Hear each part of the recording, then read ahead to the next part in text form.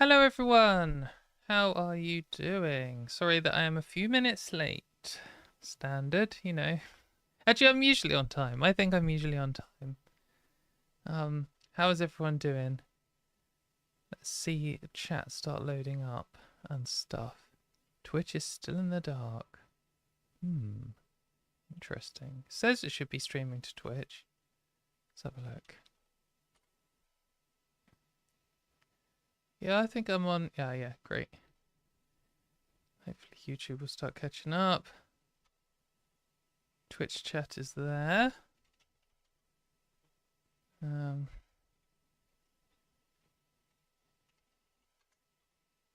Has YouTube chat started to load yet? Not yet. It always takes a few more seconds. Sound is good. That's good. Trying to find a Twitter thread about a TERF being outed as homophobic. Wow, really? A gender critical person? Homophobic? Well, I never. Yeah. Always good to see people getting revealed to be who they really are, I guess.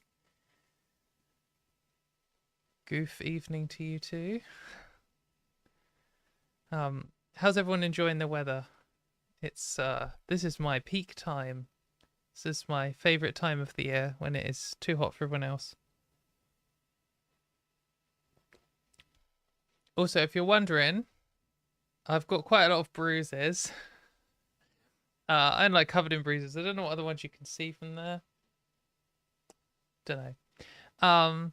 But I went to see Slayer with Anthrax and a Monomath, and also Mastodon and Hatebreed, but I missed Mastodon and Hatebreed. Hatebreed are like one of my favorite bands, and I missed them because there was too much traffic on the road, and were just stuck in traffic for like a full hour, which is disappointing. But I was in the mosh pit for all of the other three: Anthrax, Monomath, and then Slayer, and it was really good. I was in it for the entire time, didn't take any breaks, so I'm fairly battered. It was a really good time. It was what was really weird was for the non-metalheads in the audience, Slayer are like one of the biggest metal bands of all time, and they did their last ever show in the UK and then in the world. Like it seems like last year, but probably a few years ago now. I don't know, 5 years, probably less. And I saw their last ever UK show, and Slayer's like a band I've grown up with, and they were one of the first like real metal bands that I saw, and I really liked them. And so when I saw their last ever show, like I felt like it was okay. It was time for them to move on and stuff, but it was an emotional event because it was like the last time I was ever going to see them. And then just by chance, I ended up going to Hellfest the next year where they did their last ever European show. So then I saw them again, and I'd already given them this like emotional send off and like had a little cry and a little dance and all this kind of stuff. And then I saw them again, and like everyone else around me was doing what I had done like the few months previously, but I I didn't have any of those emotions left, so it was just kind of a bit surreal. But now they're back, at least for now, or maybe for this one show. So maybe this was their last ever show in the UK, but then they did another one like the week later. But anyway, I saw them again, and I was kind of like, can I be? In fact, the reason I went was because I Hatebreed, and then I missed them. And I was kind of like, do I really want to watch Slayer again? Like I've seen them. That's the 8th time I've seen them. I was like, do I need to see them again? And then as soon as they came out, I was like, fucking hell, these guys are so good. I was so glad I went to watch it. Oh no, I've mixed up which water's Poppy's and which one's mine. Oh, they've both got bits floating in them. I think I've drunk from the wrong one. I'm gonna get some more water in a minute. But just to finish the story, yeah, they came out. They were so good, and I could so tell why they were like one of the biggest metal bands because they're just unreal how good they are. So it was a good time, but anyway, I'm very bruised. In conclusion, right, I'm just gonna grab 2 new waters probably. I'll be right back.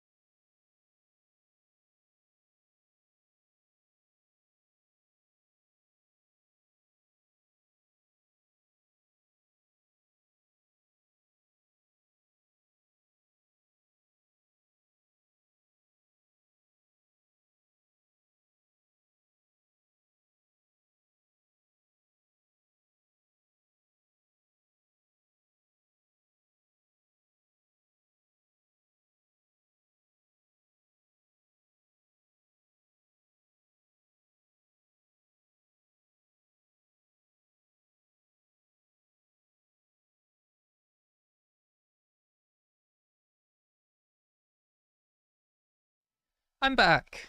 How is everyone? But yeah, so that was a good time that I had last week. Um, yeah, we've got some stuff to cover. We're a bit late already starting, so we might as well get on to it, I guess, if everyone's doing well. Let's do it. So, what do we want to talk about first? All right, okay, this is the first thing that I want to talk about because it's brief and it's not like the main focus of anything. There is this petition. If you are in the UK, I think just if you live here, I don't know if you need to be a British citizen.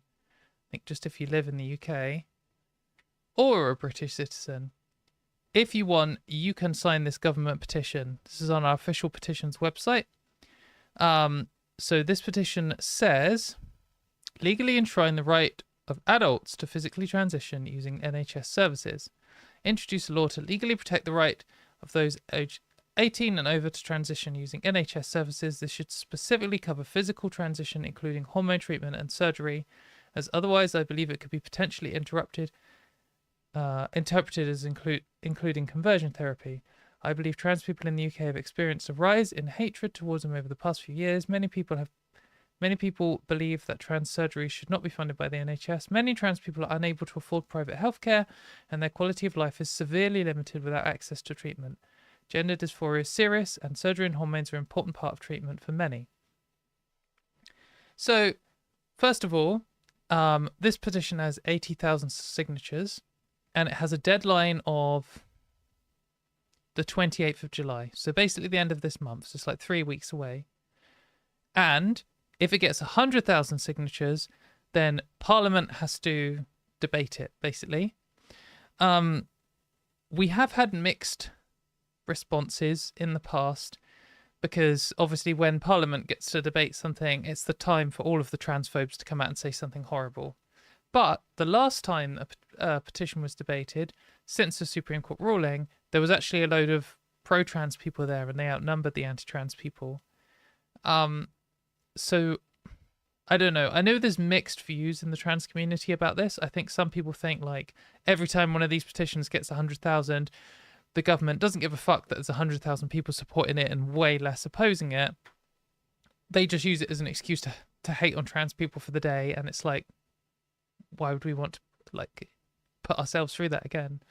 But on the other hand, the other argument on the other side is that it's just constant pressure. It's showing them that there's constantly hundreds of thousands of people who are willing to support trans rights, and if they are keep debating it and there are more allies starting to learn what's going on, especially since the Supreme Court ruling, it gives them more chance to say things and become aware of what the issues are.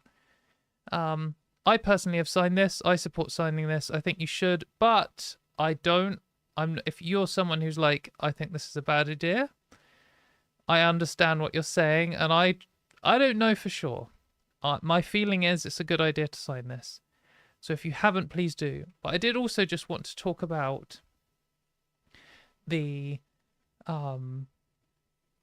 like the text of this. So this might seem a bit weak, like enshrine the right of those 18 and over. Like, why shouldn't kids be allowed to get transition support from the NHS too? And then it says, otherwise, I believe this could be potentially interpreted as including conversion therapy, which is like, what? That's ridiculous. Of course, transition is nothing to do with conversion therapy. And then they're like highlighting it seems very defensive and a bit weak. But I think this is kind of realistically trying to establish a new minimum. 10 years ago, we had trans healthcare for trans kids. There was no threat to trans people's health. Like, trans healthcare in the UK has always been terrible, but there was no realistic chance of the government banning it, even with the Conservative government. And there was no chance of anyone pretending that being trans is itself conversion therapy. But all of that stuff is now possible with the current like anti-LGBT government that we have, with the current Labour Party, like the most anti-LGBT government of my lifetime. They really are going to look at potentially removing trans people's healthcare from the NHS or banning people from getting it privately. Like, I'm not saying that's coming. I'm not saying panic. That isn't on the horizon right now. That isn't going to happen. Do not panic. But at the same time, that is absolutely a realistic situation within the next couple of years that might be the new front line of our our fight for our existence. They are doing a review of adult trans healthcare services, and it is going to be run by someone who has nothing to do with trans. It's just going to be a cast review part 2. And we're in a better place to push back against that now. We have more momentum. It's an easier position to defend. But at the same time, we've seen what they've done before. They don't care about the science. They don't care about what's good for people. They don't care about hurting children. So why the hell are they going to care about hurting adults? I think that although this petition is itself weak and a bit of a subset of the position we want, because really there should be a petition saying, let trans people have equal human rights and access to healthcare regardless of their age or nationality or monetary conditions or etc. But even if we got that petition to the government, the current government is not going to do anything about trans kids. They are committed. West Streeting is committed to hurting trans children. But maybe we can force them to at least stop regressing and to draw like a new battle line that we can then stop losing ground on and then move forwards again on pushing for healthcare for everyone. I don't know, it's depressing times, but if you would like to sign this petition, just know this is the time to start pushing for it. We're close to the deadline, 3 weeks, and we're close to the total 100,000. And realistically, we're at the point where we probably are gonna make 100,000, but not necessarily. So if you want to share this, that's good. If you want to sign this, that's good. If you're someone who's already signed it but you haven't shared it recently, maybe now's the time to give people a nudge. I will share that. I will put that in the description, and I will also put it in chat right now. But yeah, these petitions are difficult. Obviously, the government currently just hates trans people, and I mean, we're going to see this EHRC consultation come out. They've just confirmed that the new head of the EHRC is going to just be another gender critical wacko who hates trans people. Despite protests, despite everything, that they don't care. There's obviously someone higher up who's decided that's what's going on. The consultation responses to the EHRC consultation are gonna probably overwhelmingly say don't ban trans people for things, and then they're probably gonna try and do it anyway. So I don't know. I don't have that much hope, but I do think something like this is quite easy to do and is worth doing. That's my position on it anyway. Sorry to start off on a bit of a negative thing, but it's an easy one. You just got to click like 3 buttons and then enter your postcode.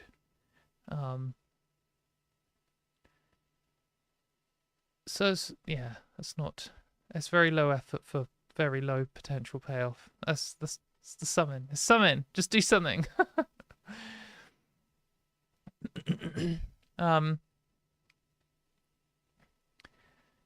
So let's start off. Well, let's move on to something a bit more positive. Let's look at this.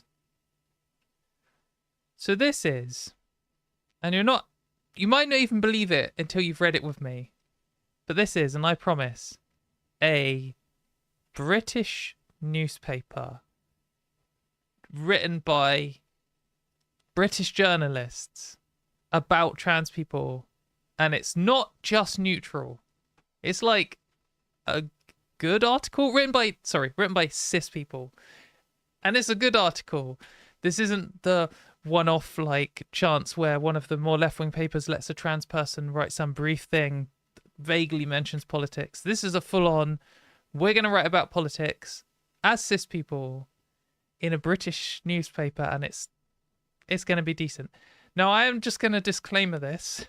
As we are going to see, I am quoted in this article. So, maybe that's why I think it's good. But actually, the bits they quote me on aren't the bits that I think are important. and aren't the bits that I really think are that good. So, I mean, it's nice they chose to include me, but the bits they wrote are actually the best bit. But this whole article is amazing, so I thought we'd just go for it. So this is about the Supreme Court ruling, and the headline is, Supreme Court gender decision achieved nothing and was a waste of money. And when I first saw that, I was like, this headline could kind of go either way, because it could be gender critical saying, we've changed the law and they're still not eradicating trans people. What a waste of time and money. Or it could be like someone presenting a more neutral view saying, yes, nothing's really changed. Or it could be someone arguing that this hasn't benefited women, which is the angle they've gone for. 11 weeks after the ruling, the two authors tear it apart and explain how the media is making matters worse. So we typed women into Google News this morning. It gave us one woman beaten, another one poisoned by an unlicensed Botox clinic, several women pictured for an objectifying Daily Mail article about sex faces, and an op-ed in The Spectator titled Ofcom Still Isn't Sure What a Woman Is. Goodness. The latter involves some bloke called Toby complaining about how woman isn't being used properly as a term, as he peddles his own agendas of transphobia and climate skepticism. His view is that the press should sooner be questioning the climate crisis than the clear scientific biological definition of a woman. He has no idea. There is no biological definition of a woman, and he couldn't give one if he tried. But anyway, so they've started off like, okay, this is actually going to be not just neutral, but like pro-trans, and it's like written in a kind of chatty way. 11 weeks on, the Supreme Court ruling described by the British press as historic and a vindication for feminism, in quotes. Achieved quite a lot of nothing. We were told it would bring clarity to equality law and reduce male violence in single-sex spaces. In reality, the confusion wrought has seen a new misogyny law thrown out and the Labour Women's Conference postponed. Okay, so first point I want to make on this. It's good to see articles in the mainstream press written by trans people. Sometimes it happens, almost never happens. This is written by cis people. Okay, but it's still good. It's also good when articles are written specifically about this is happening and this is harming trans people. That's good to see.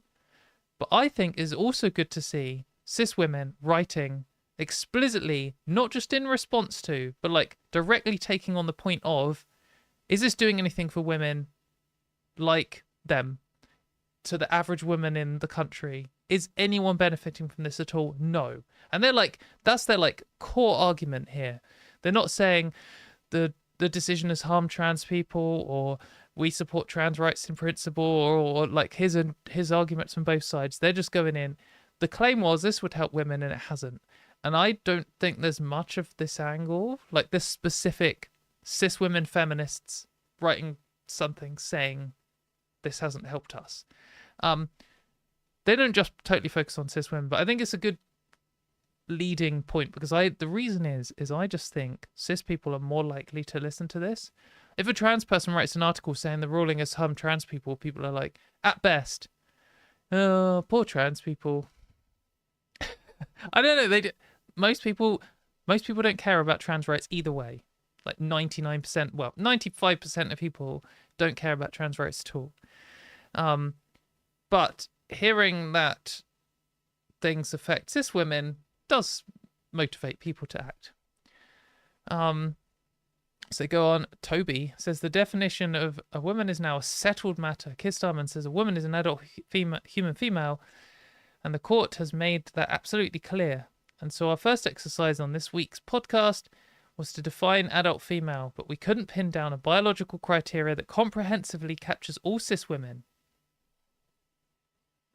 Just written in a British news article. So good to see. Chromosomes, gonads, genitals, hormone levels, facial hair.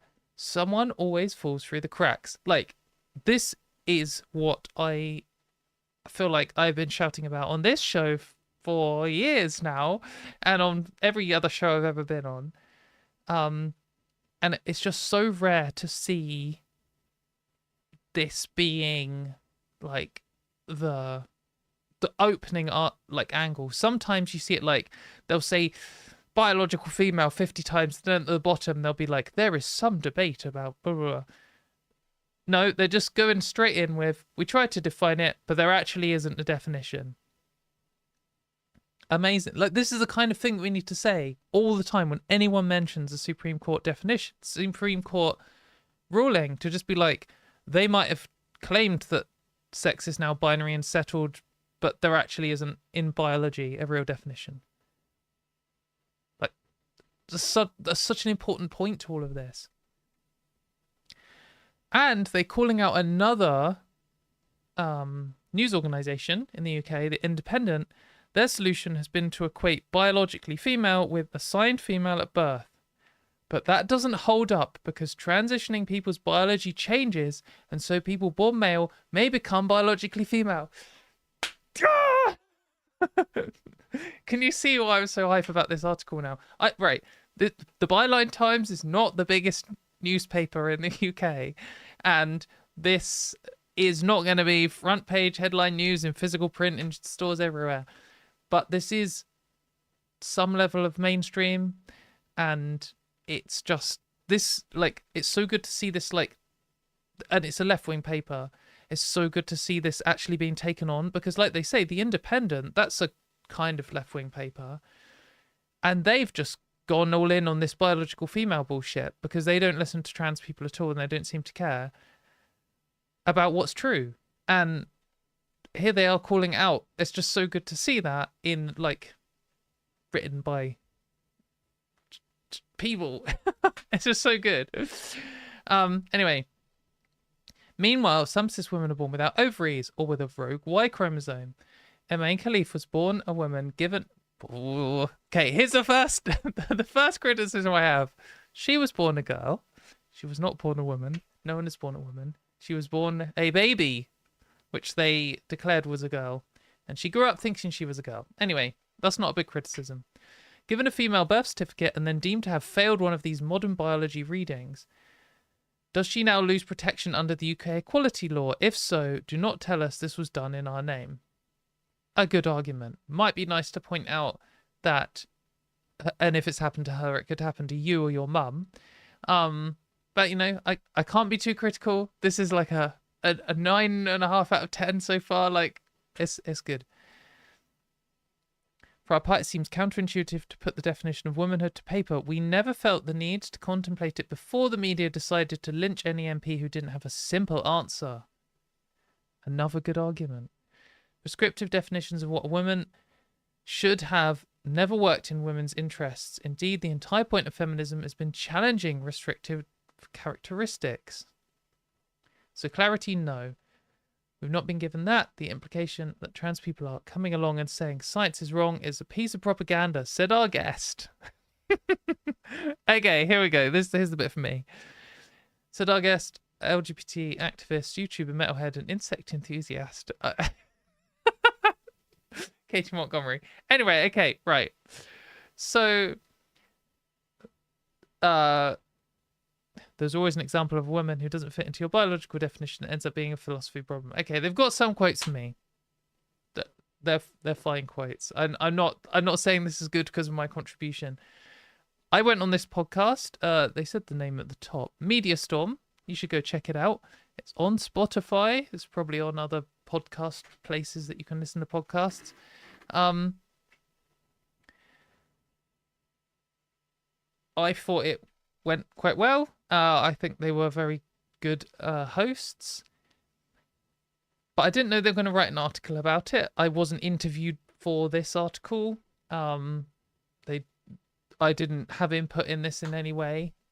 Seeing this article was kind of good to see them. Like, we went and discussed some things, and they asked me a few questions, and they seemed to have agreed with the points I was making, and importantly, like, laid them out in such a good way and, like, presented them in a good argument, like a good, well-structured argument.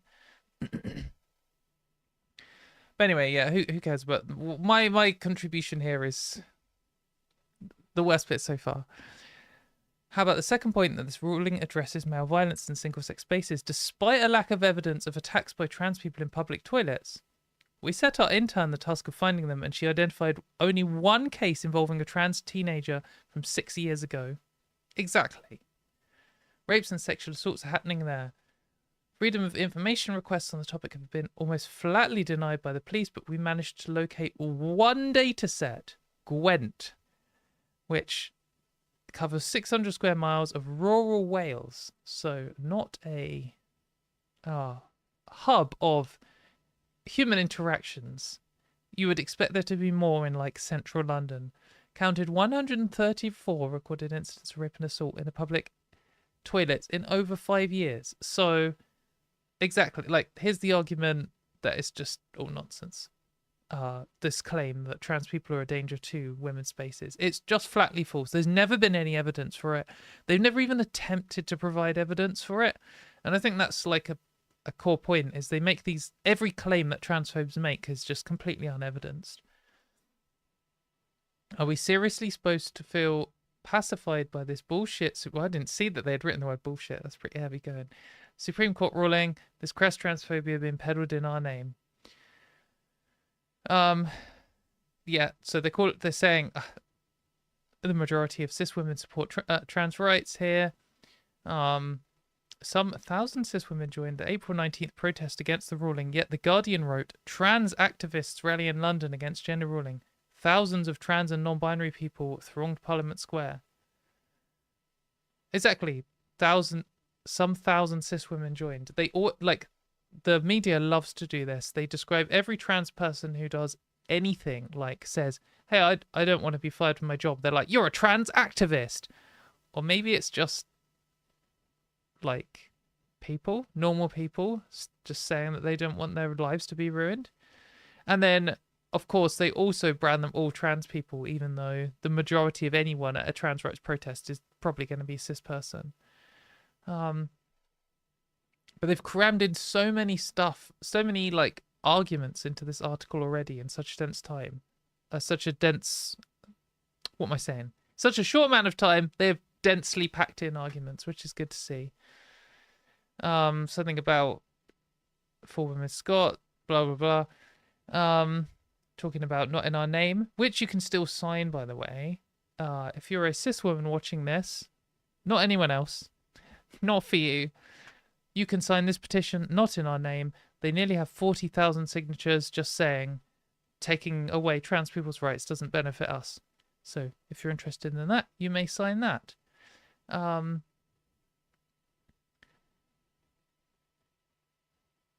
So yeah, they say I might as well. I can't skip over their like one core argument, can I?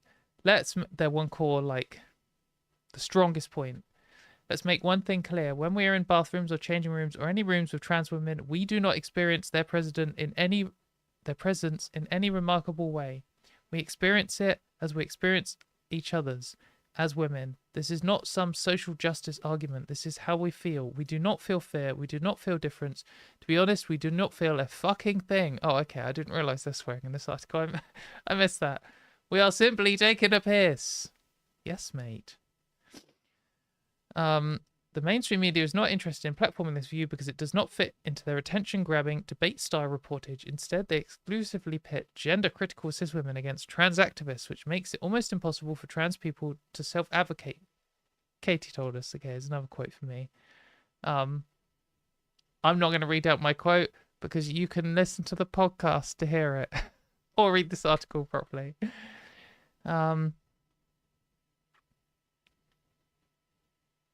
Yeah, that's basically the whole article.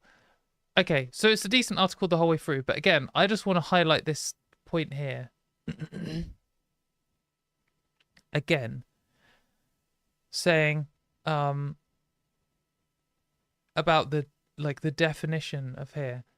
So as our first exercise, we tried to define adult female, but we couldn't pin down a biological criteria that comprehensively captures all cis women. They're just writing this down. This is like a core argument, and I think this always should be our core argument going forwards.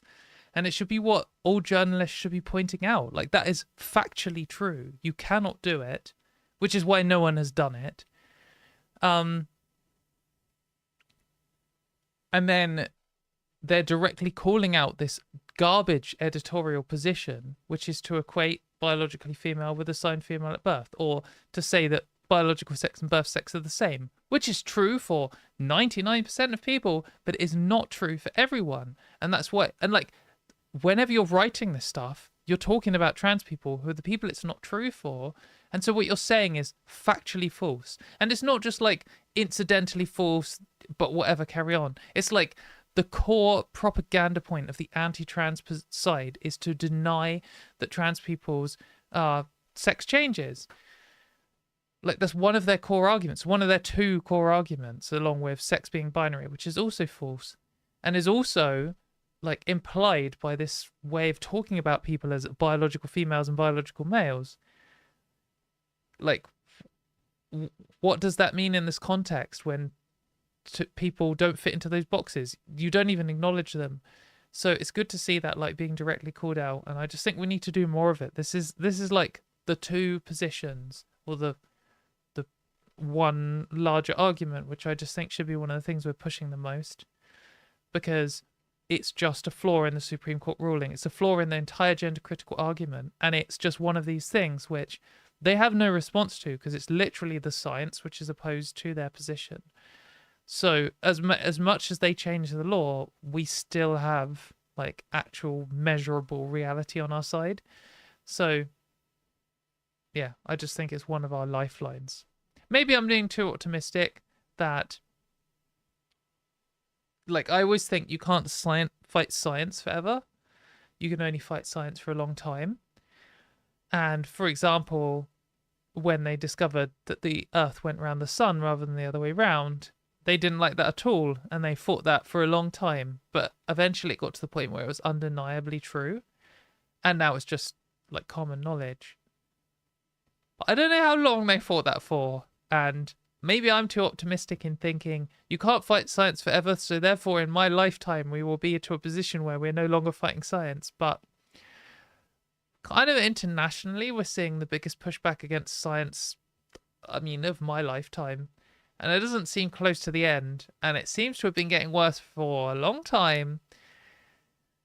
Maybe they can fight science for decades. Maybe they can fight science for more than 100 years. It's possible. I mean, the beauty of science is however much of it they destroy, eventually we'll rediscover it all. Because it's true. And it's like discoverably true. But it still does set people back a long time. And like how much information was lost when they destroyed the research into trans people in the Nazi takeover in the 40s or 30s.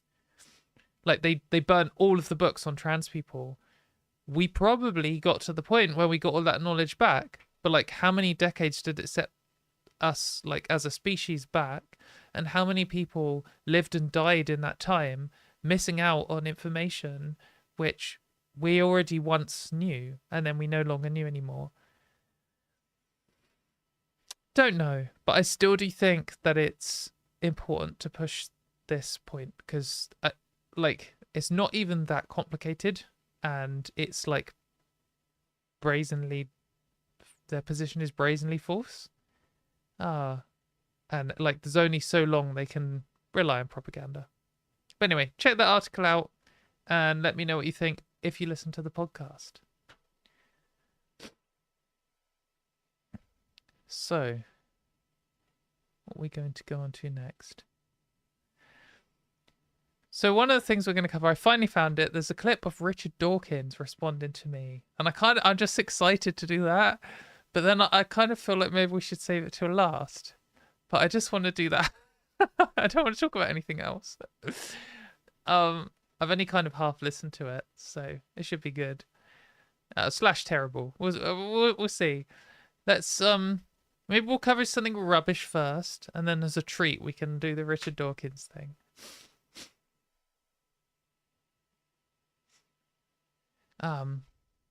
Yeah, okay. So this next thing is bullshit, by the way. So prepare to be frustrated. Just make sure I've clicked on all the stupid thingies.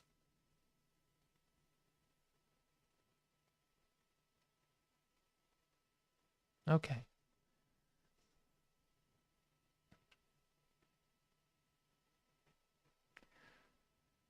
So the FA, which is the Football Association. I don't know anything about football, so I'm probably going to say something stupid in this, but I know about trans rights, so I'm going to say all the correct things about that. I just might say something stupid about football.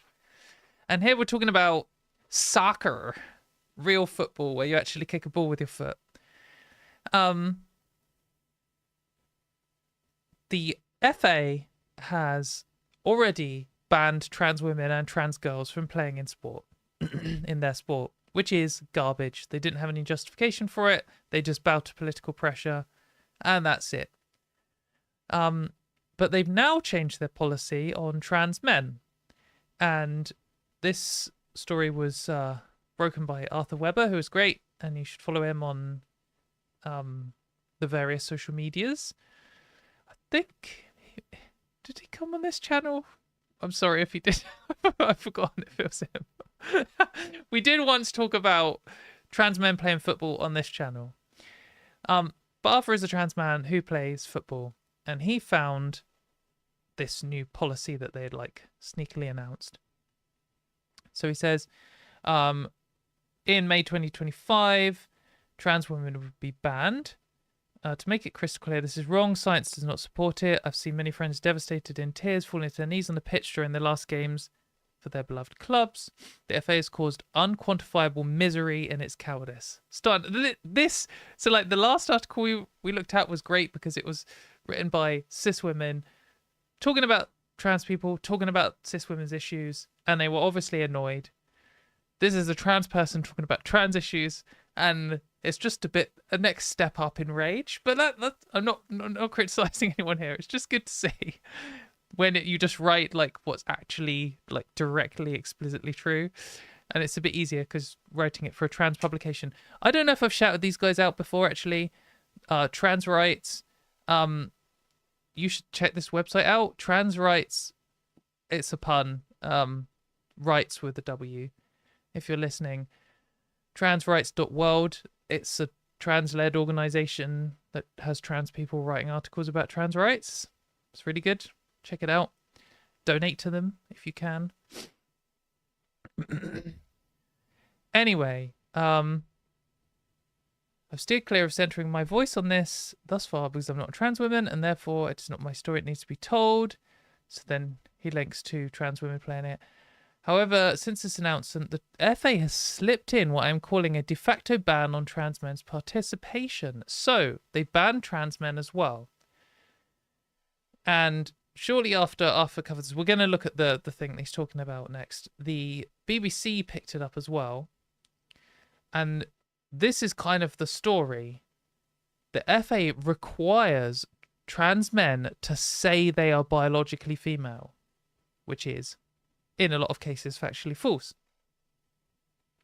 So here I emailed the FA about this, and they sent me this declaration that trans men have to sign in order to be able to play football. So trans men aren't explicitly banned in the same way that trans women are. However, they have to fill in a declaration. They need a letter from a doctor confirming that their testosterone level will be in the normal adult male range, which I don't think is necessarily an issue. I don't know if this is actually backed up by science or not. But the idea of having some kind of hormone restriction isn't the same as a blanket ban. And it's certainly not a position they consistently hold because they're requiring trans men to do that, but they don't require trans women to do that. They've just blanket banned trans women. So it just shows it's all political. Anyway, that's not the part we have an issue with. We have an issue here. This is a declaration that they require trans men to sign. You have to sign this with your name, like a pledge of allegiance. You have to sign it in order to be able to play football at all with the FA, with all the different teams they cover. And it says, I am a biological female whose gender identity is male or non-binary who would like to compete in open age matches and competitions that are reserved for men. They're not saying oh, I am declaring that I'm a trans man and therefore I have to meet certain requirements that cis men don't have to meet for some reason. Or they're not saying that I am, someone who is trans who wishes to participate, and so I have to meet this thing. They're literally making you say something which you might know to be factually false, and also is like a slur for trans people at this point, is like an ideological anti-trans statement.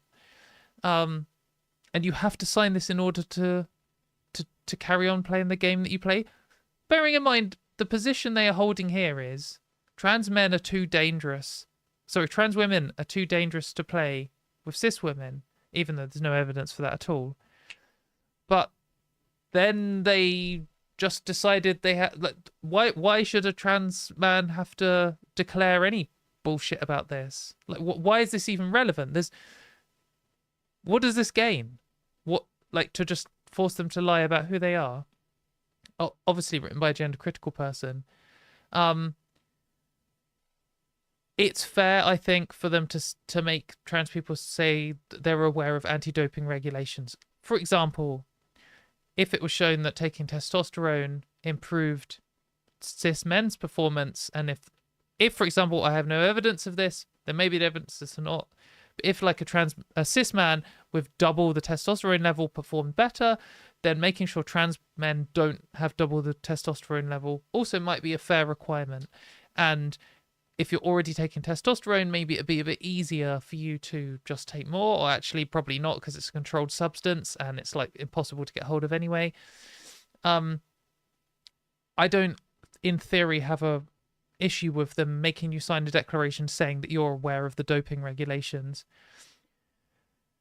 And then they make you say some other bullshit. There are physiological and performance differences between adult biological females and adult biological males. Like, what are you talking about? Why are you forcing them to, like, sign off on this bullshit which you don't have evidence for? Where's the studies on trans men versus cis men's performance in football? Like, you haven't got those, have you? There aren't any, are there? And are you saying trans men who transitioned before or after puberty,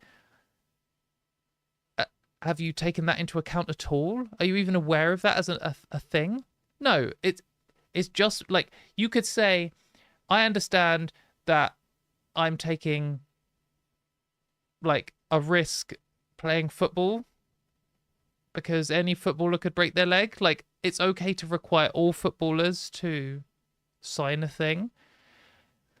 Maybe you could even word something that said, I, as a trans person, am aware that there are greater risks playing football because the FA seems to be transphobic and homophobic and doesn't really care about its players.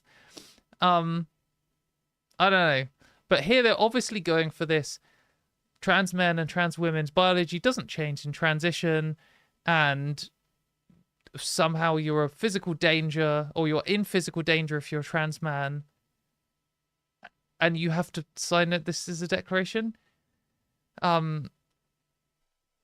It's just bullshit. My treatment will not fully alleviate those differences and consequential increased safety risk. They have no evidence of this at all. They haven't provided studies of this in any way.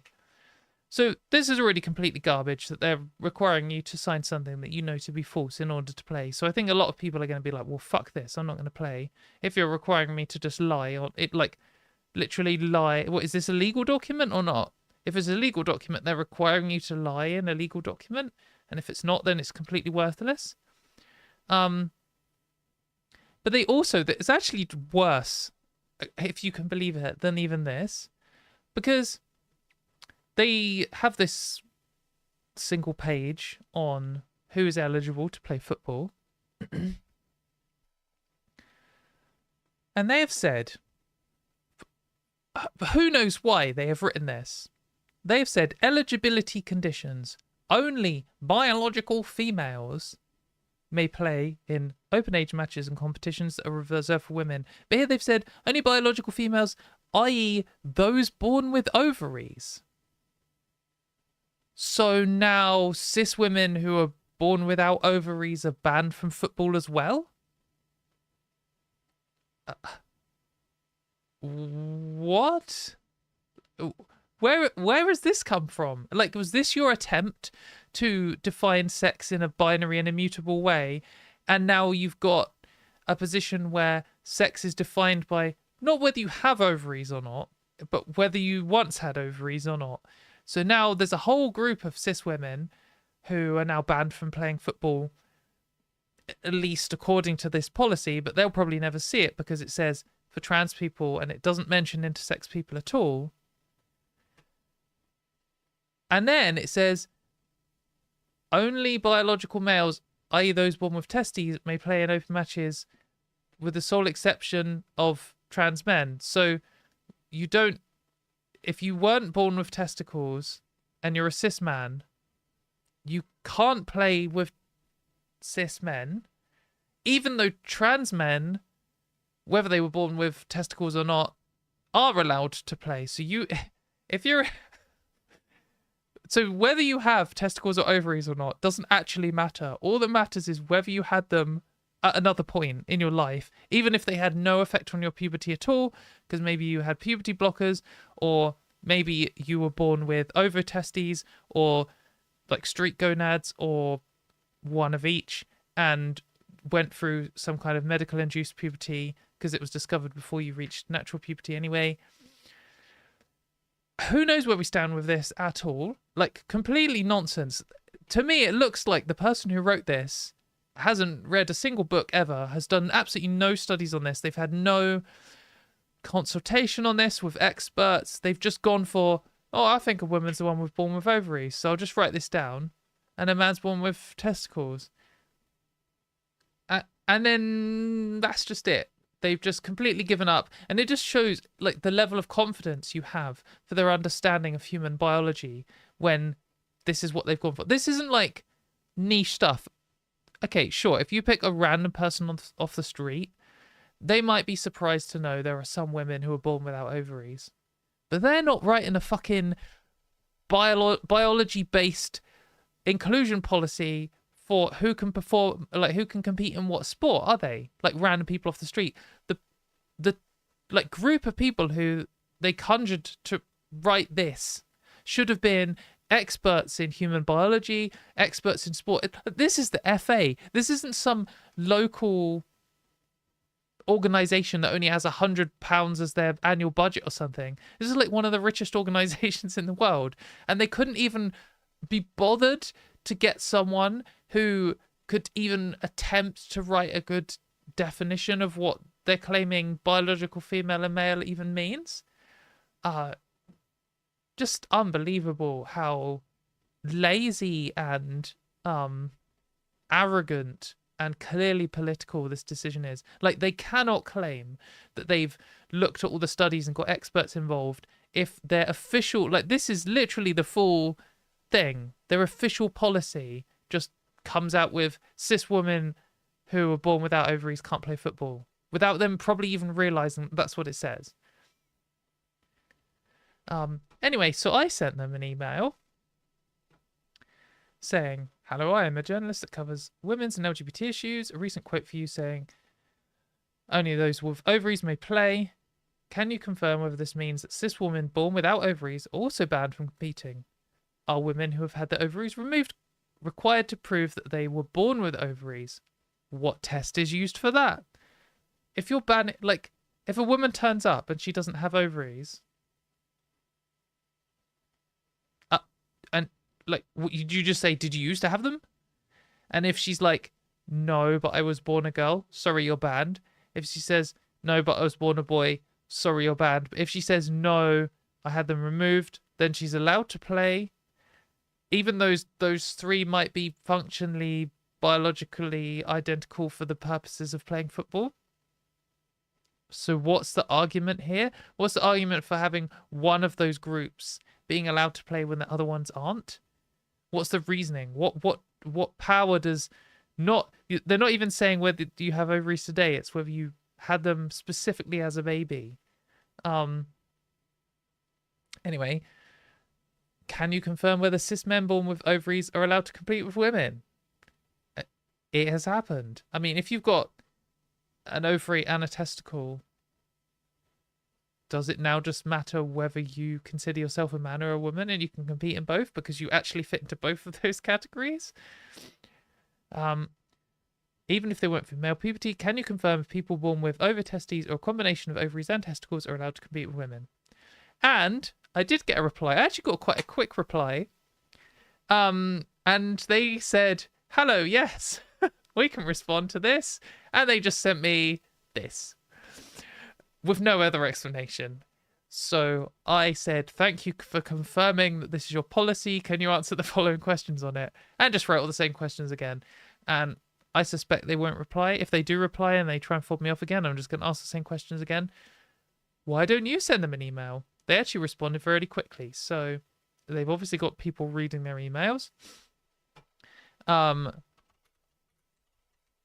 just typed in the FA contact, I think. The website for the English Football Association. And then, where did I find it? Contact us. Is this what I was looking for? Don't know if this is what I was looking for. Maybe I'll just find what their email was from my emails.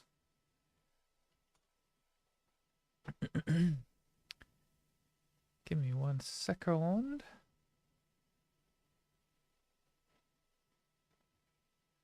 Yeah, so their email is media.relations@thefaa.com. Let's crack that out. Don't know how well you'll be able to see that.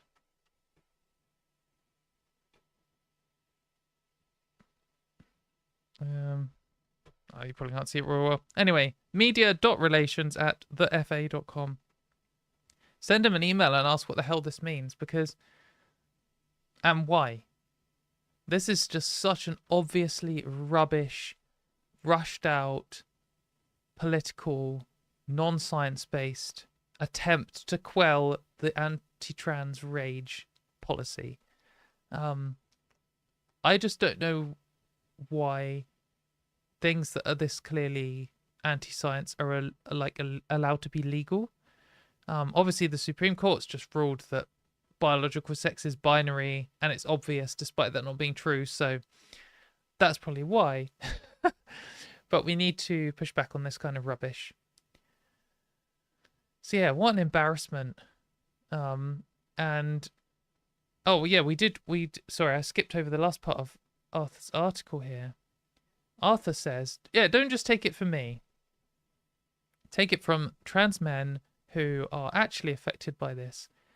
Arthur says, I am not a biological female. I will not concede to talking points from those calling for my eradication. But more importantly than my own view, I do not see any other trans men choosing to define themselves this way either. We are men regardless of where we are with our social and or medical transitions. In response to receiving this document, I did what the FA clearly haven't. I actually spoke to trans men and trans-masc people who play football with cis men. I probably know more trans people than FA do anyway. Trans people do all know each other after all. Well, I mean, I guess I know Arthur, so... not beating the allegations.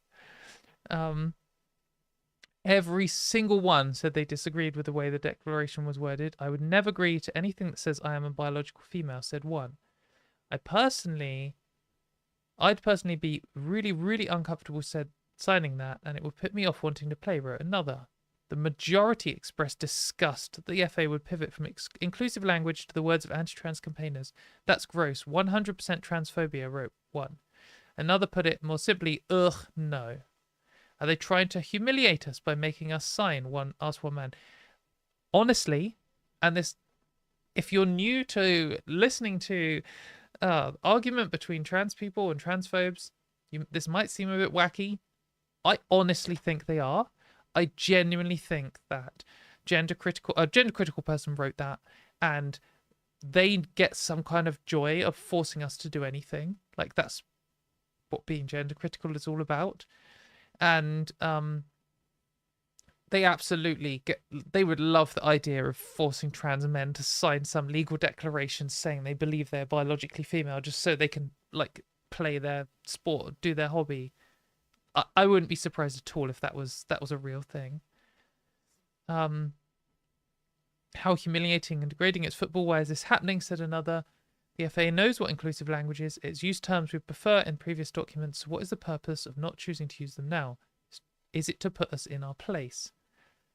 Yeah, exactly. The whole FA approach has put me off playing, so I don't anymore, one trans man said to me. I doubt he's the only one, and I can't help but wonder if that's the point. So definitely check this article out as well. There's more stuff there. But Arthur also, I saw him saying that he got so many responses, he just couldn't include them all in this article because it would just go on and on. But like, I can understand as a trans woman, I would not be signing a document that said, in order to like play Pokemon cards, I have to declare that I'm a biological male, because it's just untrue. So, yeah. Anyway, this is completely disgusting. Send FA an email and tell them that they are scientifically wrong and complain about why they've suddenly like given up on putting any effort into anything.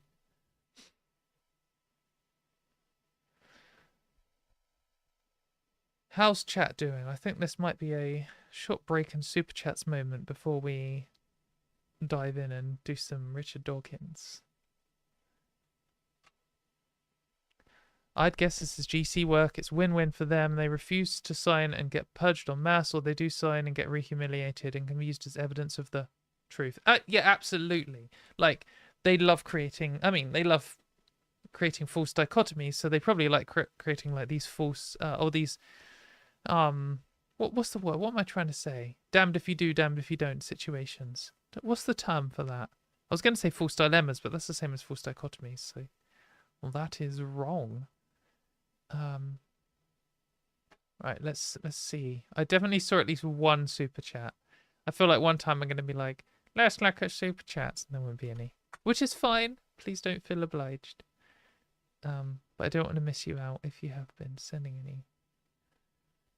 Okay.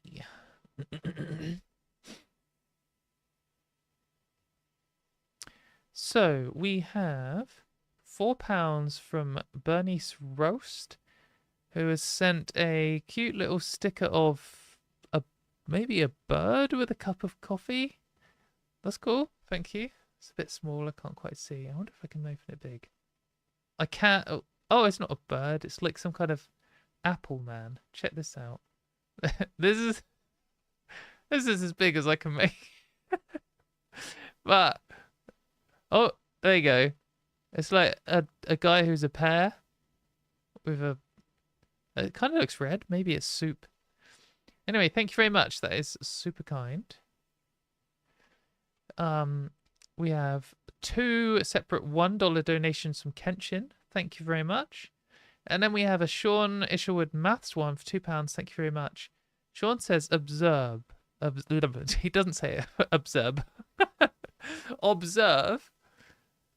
33... What's the subscript 9 mean? Plus 77 subscript 9 equals 100 subscript 10. Different bases. So 33 in base 9 and 77 in base 9 added together is 100 in base 10. Is it really? Oh, because 33 plus 77...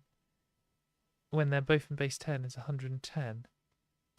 Oh yeah, that makes sense. Okay, yeah, that's cool. Thank you very much. That is all the super chats so far today. How's the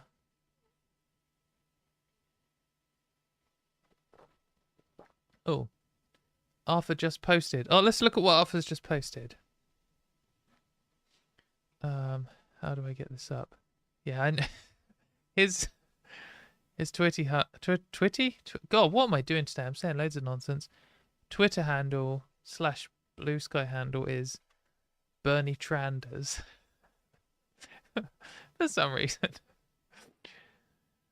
Arthur says, spend my evening playing football with cis men. Scored a goal. How did a biological female score against biological males? It must be impossible. Scored a goal, no one died, but according to the FA, everyone I played against is biologically better at football than me because they had different genitals as babies. Not even genitals, gonads. theoretically, they are banning men who were born with penises but no testicles. So, anyway, so I dreamed the last 2 hours. Yeah, good point. Completely ridiculous. This person says, very brave of you to face the risk of being confronted with the immutable superpowers of those born with a dick. It's amazing you didn't crumple like tissue paper at the first tackle. You really must have dreamt it. So ridiculous. Fucking stupid. What absolute ridiculous timeline we live in.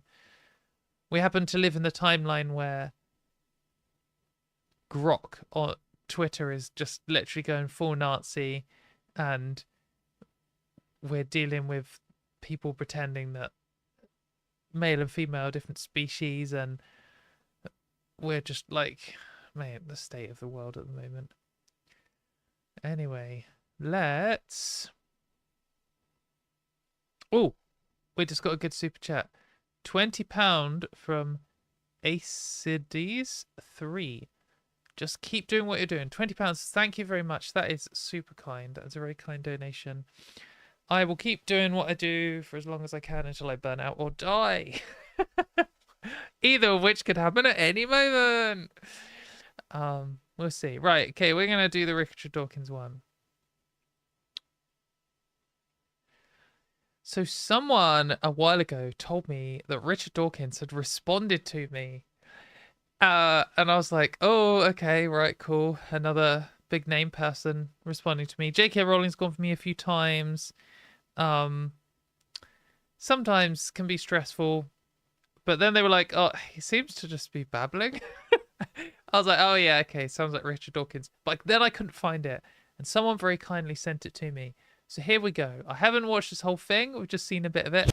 Let's see what Richard Dawkins has to say. Hopefully the volume on this will be good. So this is responding to an old clip of mine from, I think, the Transatlantic call-in show. $5 from Bixie. Why the rise in transphobia? Is it a visceral fear of messing with sexuality, emasculating men? Me thinks the lady doth protest too much. To some extent, there's this term of like gender distress, and people with more conservative views of gender are more likely to suffer from gender distress, where they feel like they're not meeting some ridiculous ideal of how a man or a woman should be in their mind, and that causes them distress. And seeing other people not meet that rule or break that rule and stuff also distresses them. And then they kind of project that out onto other people, and it causes men in particular to be more sexist, and probably women too, but I'm sure it's related to transphobia. Not quite. So, I don't like that lipstick choice for me, gotta say. Anyway, here I am making an argument about like why conservatives seem to be stressed by trans people more, and why people who want a stronger binary gender roles in society seem to be more transphobic. And I think it should be kind of obvious, but it's obviously not obvious to a lot of people. There are some people who really strongly believe that there should be two genders and it should be a hierarchy, and when they see people not fitting into those things, they get distressed. I just explained it. I don't know if I did the best job of explaining it, but hopefully that was clear. Let's see what Richard Dawkins has to say in response to that discussion about conservatives' view of gender roles. Sure what that person was saying. That person! The fact is that looking at the whole of the animal and plant kingdoms, the male-female divide is quite clear. Females produce large gametes, eggs. Males produce small gametes, sperms. There are no... Right, okay. So we're not talking about gender roles at all. We're now talking about biology in the plant and animal kingdoms. This isn't even the same topic as what I was talking about. To be clear, I was talking about, like, even if you ignore trans people, there are some people who are stressed about feminine men and masculine women. Like, this is where homophobia comes from as well, or at least part of homophobia. and it's where part of transphobia comes from, and where kind of even ignoring LGBT people altogether, it's where the like policing of women comes from, and also the policing of men, and this kind of like you have to be a manly man or a super feminine woman. This is all the same thing. I wasn't talking about sex or gametes or gonads or anything at all. I certainly wasn't talking about the plant kingdom. When he first started there saying across the animal kingdom, I was like, oh, okay, maybe he's going to talk about gender roles in baboons, because I know there has been studies in showing how there is actually homophobia in baboons, and they do performative gender roles to some degree. But also in bonobos, which are a closer relative of ours, they don't. So in some animals, there seems to be some kind of gender performance beyond just differences in behavior based on sexual dimorphism in behavior. Anyway, let's keep going. We'll see what he has to say anyway. Intermediates, literally no intermediates. Every creature, every vertebrate, let's say, is every mammal, every vertebrate. Pick one then. Every mammal is a vertebrate, yes. Not every vertebrate is a mammal, you know, like some fish. Transphobes always want to generalize, and then they realize they've generalized too much, and then they pull it back, and then they're not sure, and then they let's see. I think he settles with vertebrate. Let's just go back a little bit. Is quite clear. Females produce large gametes, eggs. Males produce small gametes, sperms. There are no intermediates, literally no intermediates. Every creature, every vertebrate, let's say, is every mammal, every vertebrate, and actually every animal is either a producer of big gametes or small. There are some hermaphrodites that produce, that have both kinds of gametes and produce both, but I think. So there are absolutely no intermediates, but also there are some who do both. Also, there are some who do neither, and there are some species that he just went with all animals, I think was the group he's describing in the end. There are plenty of animals that reproduce only asexually. So there's some that can reproduce sexually and asexually, like aphids, which are super cool. But yeah, there are some that, like when we're talking about the sex of an individual, there are some that produce sperm, and there are some that produce ova, for sure. And then there are some that produce both, and then there's some that produce neither at any stage in their life cycle, like normally. For example, in ants, there are some types, some morphs of ant which produce sperm, and some which produce ova, and the majority of them never produce any gametes at all.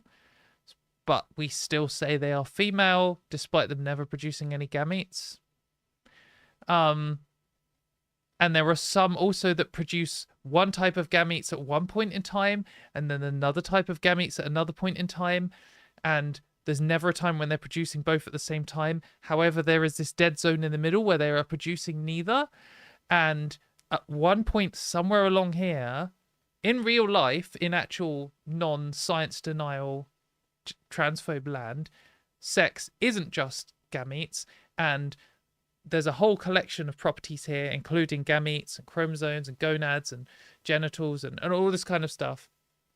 And during the sequential hermaphrodite sex change, all of those will change slowly over time, and you can't really say exactly where they've changed sex, but the sex change process takes part over some amount of time, because sex isn't binary, and they go from one state to another through a whole series of, like, an infinite amount of indeterminate middle states. But according to the gender critical worldview, there's only male and female, and it's a strict binary, and they go from not producing any. They go from producing one type of gamete to producing the other type of gamete, and suddenly at some point here there's a switch that just clicks, and they go from being male to female at an instantaneous moment in time, faster than, like, that information now travels across their body faster than the speed of light. Just completely nonsense position. and maybe when they go through a section, like, sorry, there's so much to add here because it's just so complicated. If there is an individual which is going through a sequential hermaphrodite sex change, and all of their sex characteristics change, including their gonads, etc., and then they just never produce gametes, if you were to look at one and pick one up, you would say, this is an example of a female of this species. However, because you don't know if they produced a gamete, and then if you look at it, maybe it's never produced a gamete, so would you then declare it a male, even though it was typically female?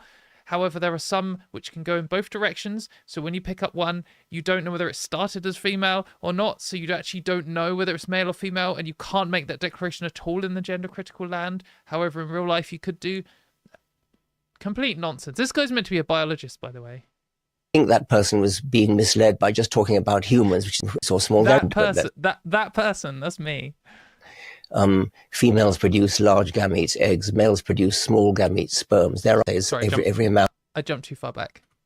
Is either a producer of big gametes or small. There are some hermaphrodites that produce, that have both kinds of gametes and produce both. But I think that person was being misled by just talking about humans, which is only one species out of millions.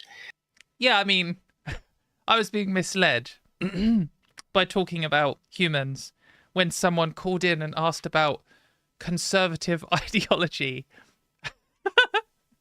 and why gender roles in humans are relevant to politics. Yeah, definitely misled by... I mean, why bother... When someone calls in and they're like, Katie, tell me about why conservatives are more likely to be sexist and transphobic and homophobic. I'll be like, well, what we're going to do is talk about all vertebrates. I mean, all mammals. I mean, all vertebrates. I mean, all animals. Cool stuff, mate. Good stuff. I think it's very clear that the male-female divide is as clear a divide as we have, as clear a binary as we actually have in. You literally 10 seconds ago, mate, were talking about how there are also hermaphrodites. What are you doing? Why have you turned into this? I know a lot of people... So let me finish what he says before I go off on a Richard Dawkins rant. Biology. Almost everything else in biology is a continuum. But Oh, that's interesting. So everything in biology is a continuum, apart from the one thing that is politically relevant to conservatives. Ah, okay. That's pretty suspicious, isn't it? I'm sure that it's just that even though you earlier gave an example of how not all individuals are either male or female, I'm sure it is just a binary. It's the one single binary that exists in nature.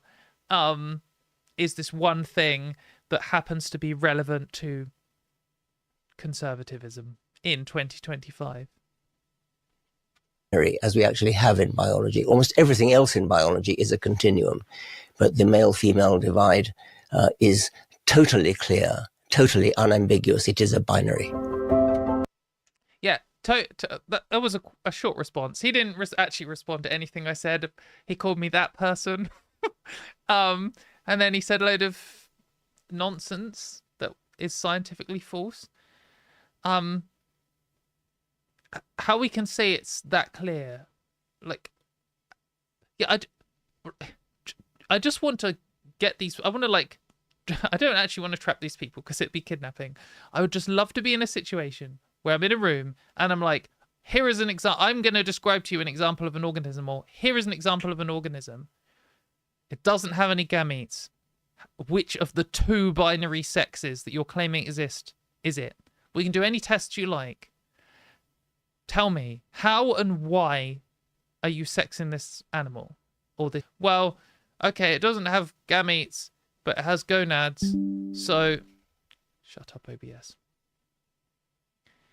It doesn't have gametes, but it does have gonads, so we're going to sex it based on which gonads it has. Okay, so why are you saying that it's just down to gametes when in this case it's down to gonads? So that means what happens in the situation when one fish changes sex from one to another? You're saying the sex change takes place when the gonads change, but the gonads don't change in a binary way. They go through an ovotestes phase. So there's, like, clearly not only two states here. So where are you drawing the line in this occasion? And you can't draw it based on gametes because you were just saying it's based on gonads in individuals without gametes. And then what happens if this individual doesn't have gonads either? Now what are we doing? You saying it's down to hormone levels or something? And if that's the case, why is that not true for humans? Like, they cannot do it. They just keep saying clarity. It's like Keir Starmer with the Supreme Court ruling. They just keep saying clarity, and then when you ask them to clarify it, they just stop talking. That's the end of their argument. They just say, it's clear, it's a binary. Okay, cool. What about this situation? Oh, wow, exceptions don't count. Hashtag exceptions don't count. What are you talking about? Like, what's happened to Richard Dawkins is what I was going to say earlier. Maybe nothing's happened to him and he's always been like this.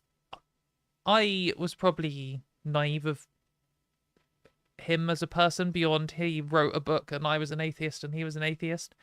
I've never read The God Delusion. I know it was quite influential. I know a few of my like atheist friends said it was good at the time when it, I remember when it came out.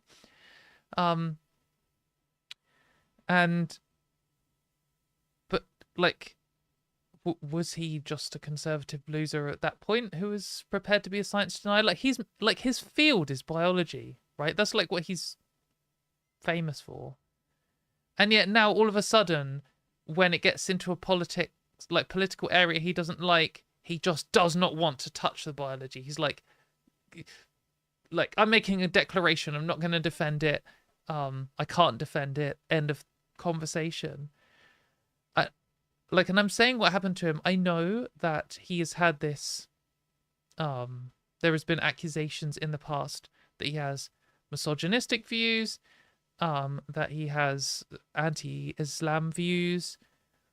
And I think recently he said he was culturally Christian. He's obviously, today at least, a right-wing conservative.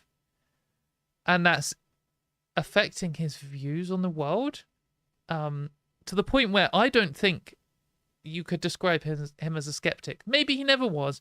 Like, some people are atheists, and that's it. That doesn't mean anything.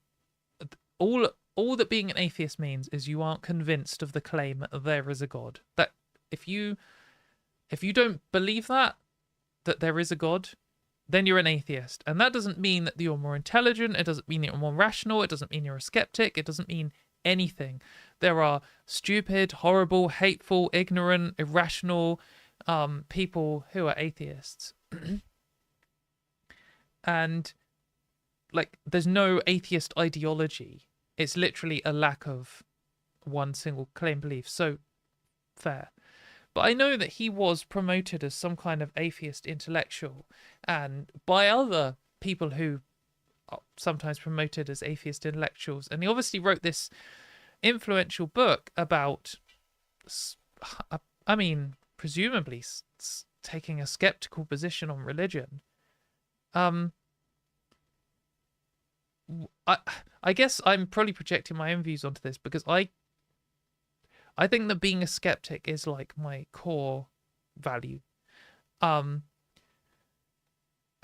so what a skeptic is someone who looks at the evidence and changes their mind accordingly.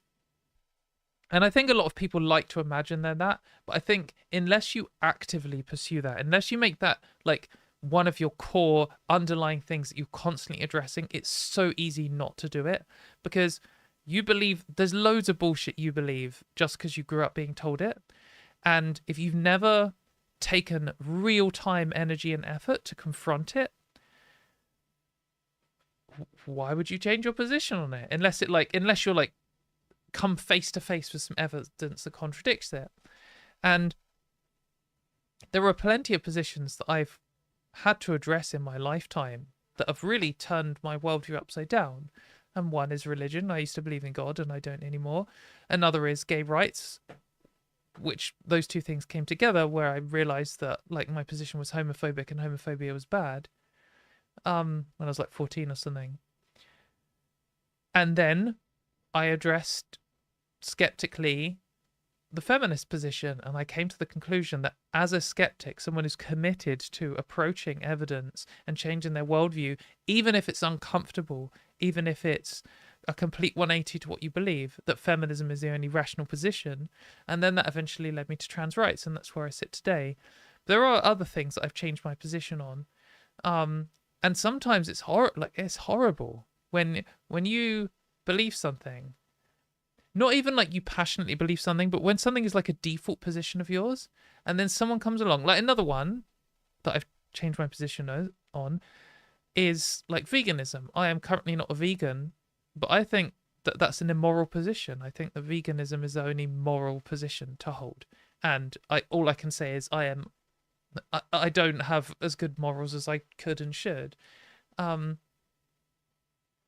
that's a position that's quite uncomfortable for a lot of people, because most people aren't vegans and most people aren't brought up to be vegans, and it's just such a default. Everyone around you eats meat all the time. And then as a skeptic, you have to approach this in a skeptical way and have some underlying positions.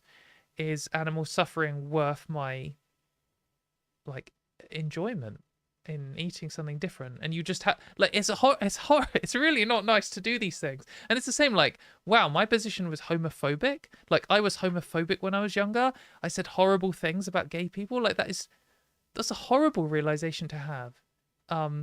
But that's the reality of being a skeptic, and it's the only way you can, well, it's not the only way you can come to better positions, but it is a reliable way of coming to better positions if you're consistent and you work hard on it.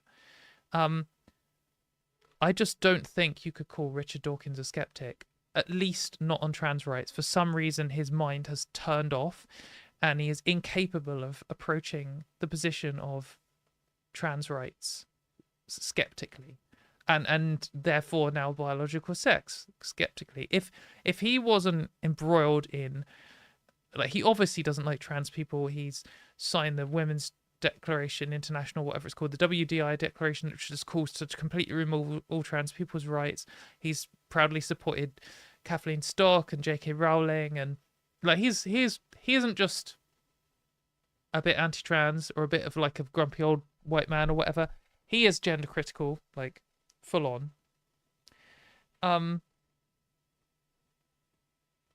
But yeah, if he approached biological sex, if he wasn't gender critical, then he'd be like, oh well, yeah, it's not just a binary. It's not just you can't categorize humans or any other animal just neatly into a binary. Like, it just cannot be done. And yeah, he every now and then he walks up to the edge and he's like, oh yeah, there are also individuals who don't. Oh well, exceptions don't count. We'll steer clear of that. Yeah, it's weird to see, but I think some people are like blind to it. If they're doing it, do you think you would be able to do that if you considered yourself to be a skeptical person and to change your mind based on evidence, which I think probably most people think they do, and then you were presented with a piece of evidence that didn't fit with your worldview, would you be able to stop and change your mind? It is very difficult, and I'm not saying I'm perfect, and there's other things which maybe I haven't done it enough. Like, you see, I've recently seen some clips of people going up and saying things like, oh, do you think books should be banned if they're explicit? And then this, like, Republicans in America, and they're like, yeah, of course. And then they read them out a quote from the Bible, and they're like, do you think this book should be banned? And they're like, yes, it sounds horrific. And then they're like, it's in the Bible. And then their just demeanor just changes, and they just suddenly now they're like defending the Bible mode, and they're out of banning book mode, and like they almost turn into a different person on the spot. Or they read out a thing and say, here's a recent quote from Joe Biden. They're like, wow, is he stupid? Like, this person should be in jail. He's a criminal. And they're like, oh, no, sorry, I didn't mean Biden. I meant Donald Trump. And they're like, nope, suddenly they're back into cultist mode. Like, do you think you could notice yourself doing that? I don't know. It's so weird. I know some people don't value internal consistency or rational views. I just think someone like Richard Dawkins probably does. He probably does see himself as a rational person who changed their mind based on evidence. He probably sees himself as like a scientist, and he just observably is not in this case. That doesn't mean he isn't on anything else. Like, maybe some people do have specific things they're irrational about. Like, they're a scientist until it comes to like ghosts, and then all of a sudden when you talk about ghosts, their mind just switches into another realm, and they don't need evidence, and like they don't need everything to be material and the supernatural is real. And it's like, yeah, I don't know. It's so weird. It's so weird. But I feel like Richard Dawkins, at least at this point in his life, is at first a conservative, and at second whatever else. And if the conservative position clashes with the skeptical position or the atheist position or the biologist position, then fuck it. Doesn't matter anymore. Good times. Anyway, so he didn't really respond to me. He kind of responded to something else, but with me there, with not very good lipstick on. Let's hope he responds to me in the future. Or maybe he responds to... just gives us an actual binary definition of sex which doesn't have exceptions. That'd be nice.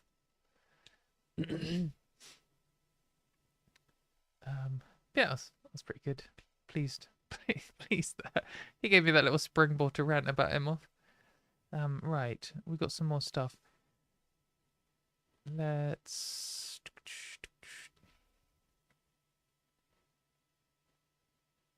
what do we want to talk about next?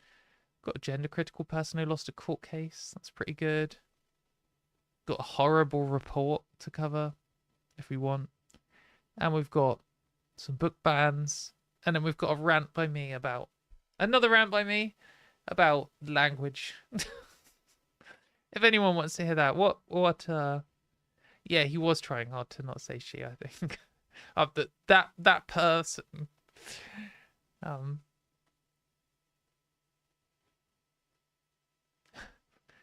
That lipstick was not added post-process. No, I chose that lipstick. You know, when videos get downloaded and uploaded and put through filters, like that was clearly a shorts thing that I guess the Line team had done. Maybe they put it through a filter. Maybe the colors don't look... At best, that is my excuse, but I just don't think that lipstick suited me. You know, not everyone picks the best things for them all the time. Sometimes it happens. I went for a phase of being like, yeah, I'm going to do darker lipsticks, but you really need the right skin color for those kinds of things.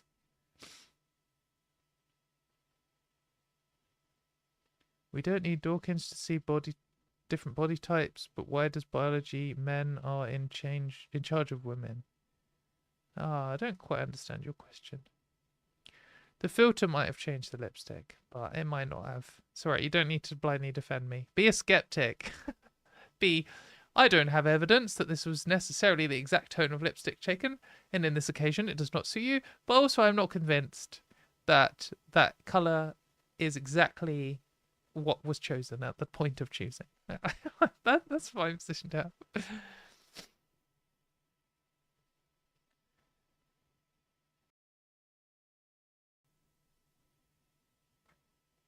I guess, why does biology mean that men are in charge? Well, exactly. Patriarchy means men are in charge. Biology doesn't. I think there's evidence to show that that's not always been the case. I think it's like a industrial revolution onwards, or a farming, agricultural revolution onwards thing since men have been in charge, using women as property. Oh, $5 from Legally Maud. Good username change. My legal name and gender change were granted on Monday. Now I get to do so much more paperwork. Hey, congratulations for getting to do more paperwork. Dawkins is just now on the side of not putting the facts together. It's like just something he feels like we should all take a stand on. Has Dawkins been palling around with Jordan Peterson? Maybe. I could see that being true. I think I got a rash on my leg. Sorry, TMI. It might be from Slayer, actually. Anyway, let's move on to something else. Let's talk about this. We all like it when gender critical people lose things, not their keys.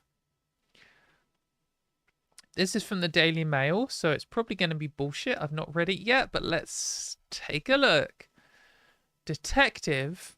I think they actually literally mean, by the way, a police officer who is a detective, not like a wannabe detective who complained about Met Police, so this is the police in London, event where trans activists branded gender critical views twisted and warped. Loses tribunal. Good. Get fucked. Gender critical views are twisted and they are warped. And I think that is the nicest possible thing you could say about them, because that's very mild.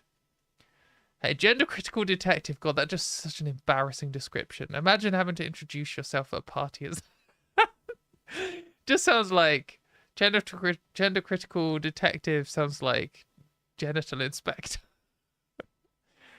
My goodness, embarrassing. Has lost an employment tribunal against the Met Police after claiming she felt like Daniel in the Lion's Den. My God, that is so embarrassing. They have such a ridiculous victim complex.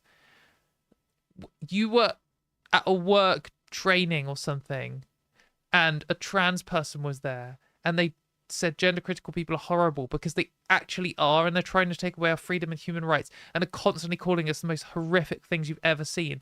And they're claiming just being told that made them feel like they were in the lion's den. What are you talking about? Absolutely nothing here is at stake for you at all, apart from your reputation, which you could recover by not being a horrible person. Detective Constable Melanie Newman accused the Met Police of being institutionally biased against people with gender critical views. Oh no, they're institutionally biased against racist and homophobic people and people who think slavery is good. Woo. After the talks by a trans rights activist. Lisa Newman, who believes biological sex is immutable. Why have they put immutable in quotes? They should put biological sex in quotes. Was left offended by what... Oh no, gosh, so offensive to be accurately described. Was left offended by what Eva Echo said at the Met's Trans Day of Visibility event. Why the hell you with that? Like, why would you be at the Trans Day of Visibility event and then getting offended? You were going to be offended at that anyway, you stupid fuck. Like, she obviously just went along to be offended by this and to like see if the trans person dared say anything in order to create a law. Like, this is probably all just like her looking for a lawsuit in the first place, which I have no evidence of and can't make a strong claim of, but I would be unsurprised if that was true. Like, why is a gender critical person going to a Trans Day of Visibility event? They want trans people to be eradicated from society. This isn't for you. Fuck off. Eva Echo. By the way, Eva's great, and I think there's a picture of her down here. She's been on this channel once before, maybe twice before. You should go check her out. She is good. Anyway, they have to say who was born male. Like, we don't really need that qualification. It's not really interesting. They just like to say it. But interestingly, they've said who was born male, but I'm not saying who is male. So Daily Mail here doing better than the Independent on describing trans people, even when they're trying to write this like hit piece article. Also told Scotland Yard that gender critical people are obsessed and show cult-like behaviour.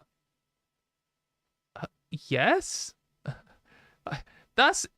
How are you offended by that? Why would you be gender critical if you weren't obsessed with trans people? That's like the defining factor of a gender critical person.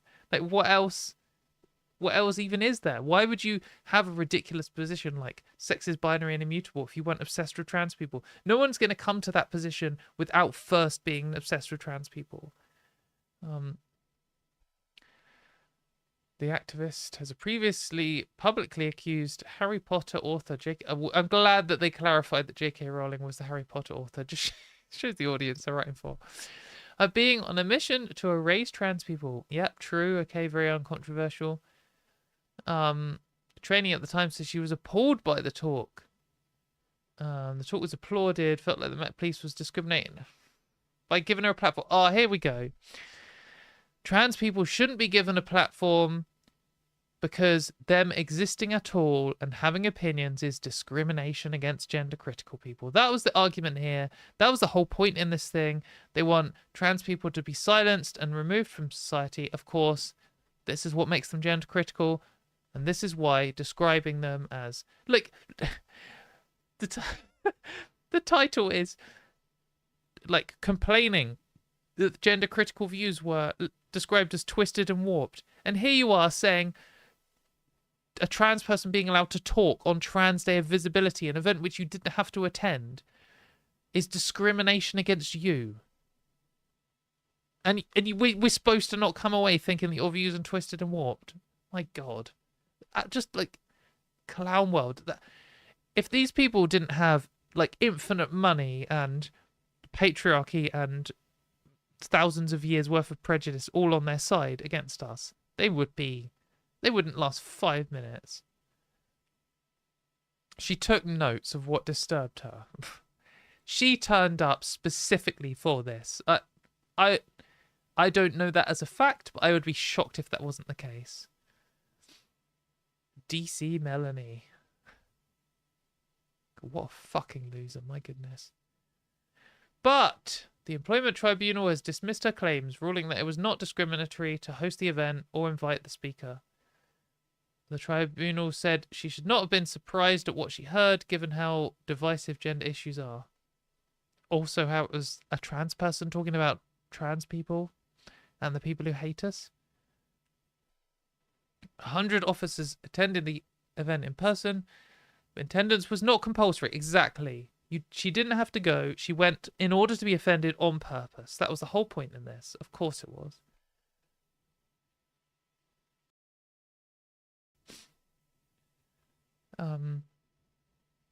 Increase awareness.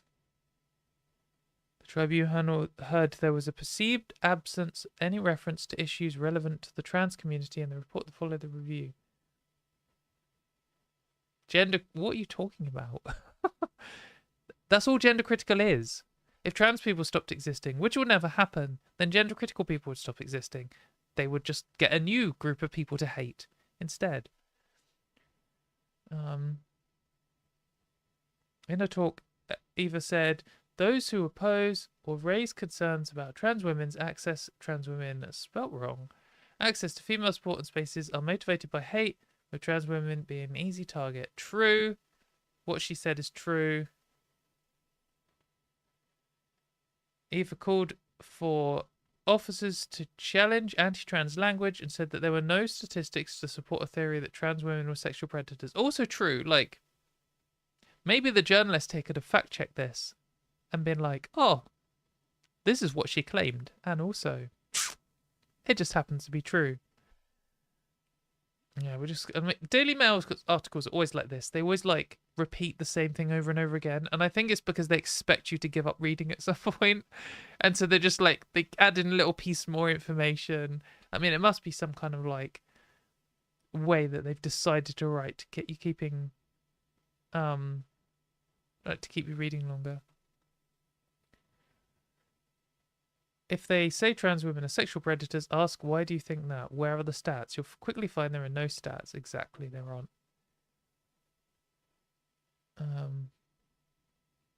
Given the applause and positive... good. I love the idea of gender-critical people slinking along to a trans event to try and prove how evil we are and trying to do some bullshit court case and raise a load of money. And then just seeing how normal people were just pleased to get the talk and are happy. I think gender critical people know that they hold minority views. They always go around claiming they don't, but they know.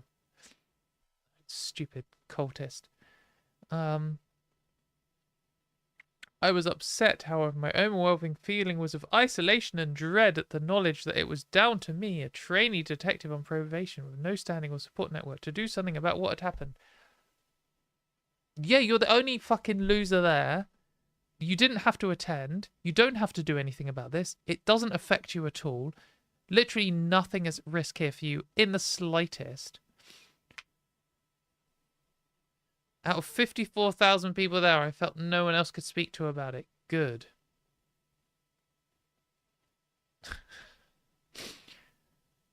Eva Echo portrayed an extreme one-sided conspiratorial view of a complex... No, fuck off, did she? Everything she said there is factually true and, like, trivially true.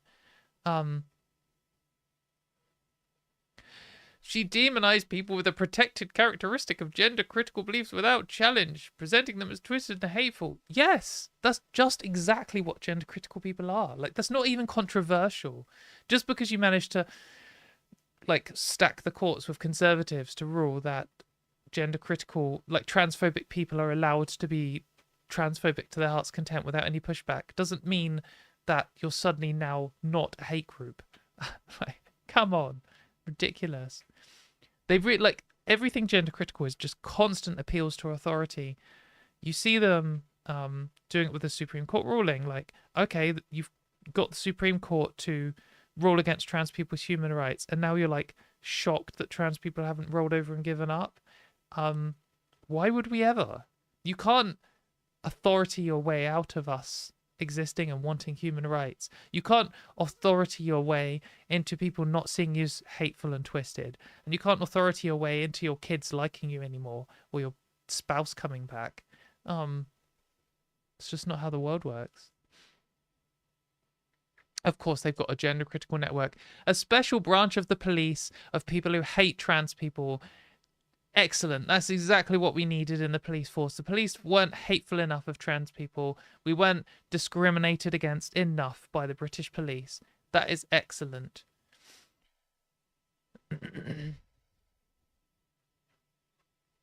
Yeah, exactly. Gender critical people weren't invited because why would, like, if you were holding an event and you had a talk, like a speaker in talking about how like gay people are discriminated against, you wouldn't be like, oh, but what about all the poor innocent homophobic people who might show up to this talk by a gay person?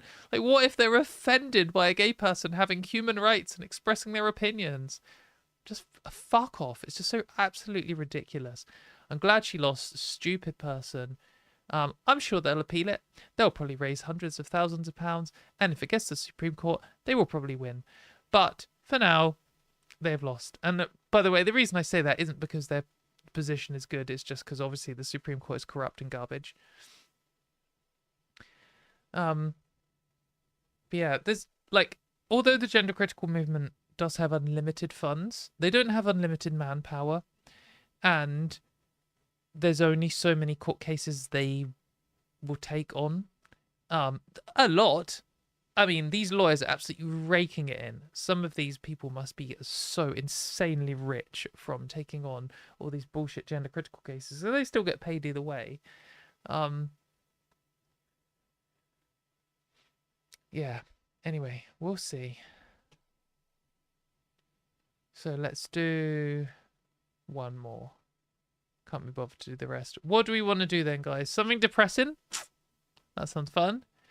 A rant by me talking about book banning, boring, or talking about Stonewall and their latest kind of lame output. Let's see what people think, and we'll quickly cover it, and then I'll call it a day.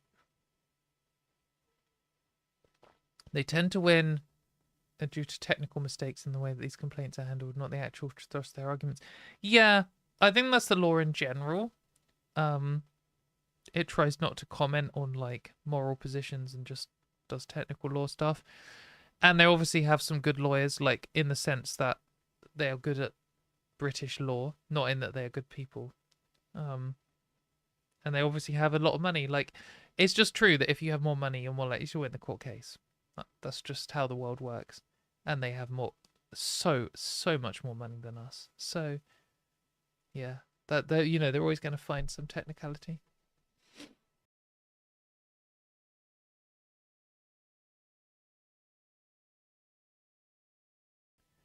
You're 2 hours into my stream and you've not had enough of me ranting. Okay, we're doing a rant. We're doing it. We'll do it right now. Once I've sorted my voice out, which is apparently running out of juice.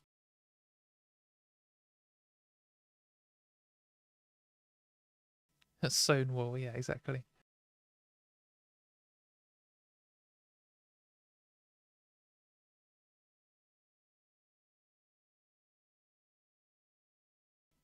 What's this Labour LGBT plus alliance email? Message me on Blue Sky. I didn't see King Diamond, and obviously you're a King Diamond fan, so you're not going to like this, but I've had the chance to see King Diamond 3 times. And I didn't take it any time. I was at 3 different music festivals in a row where he was the headliner. Just can't be arsed. I'm not really fussed with King Diamond. Please don't unsubscribe. Just I don't know what it is. Just never been hooked by it. Do you want cabbage, turnips, ice cream? But right, okay, slight distraction. But a while ago I got I'm trying to think. I've got loads of different cookbooks. I've got a Lord of the Rings one, but I think I've got the Song of Fire and Ice one, which is the Game of Thrones one. And it's like got a load of recipes based on the show, I think. Or maybe it's the one based on the books. I think there's different ones. But anyway, the author of this recipe book based the recipes on like traditional Old English recipes. And there was this one, and it was like turnips, goat's cheese, and cinnamon in a sandwich. And I was like, what the hell is this? I've got to make it. And it was really good. And I need to go and find that recipe again, because every now and then when I'm in a position to not make it, I think about it. And yeah, like that set of things does not seem like it should go together, but it did. So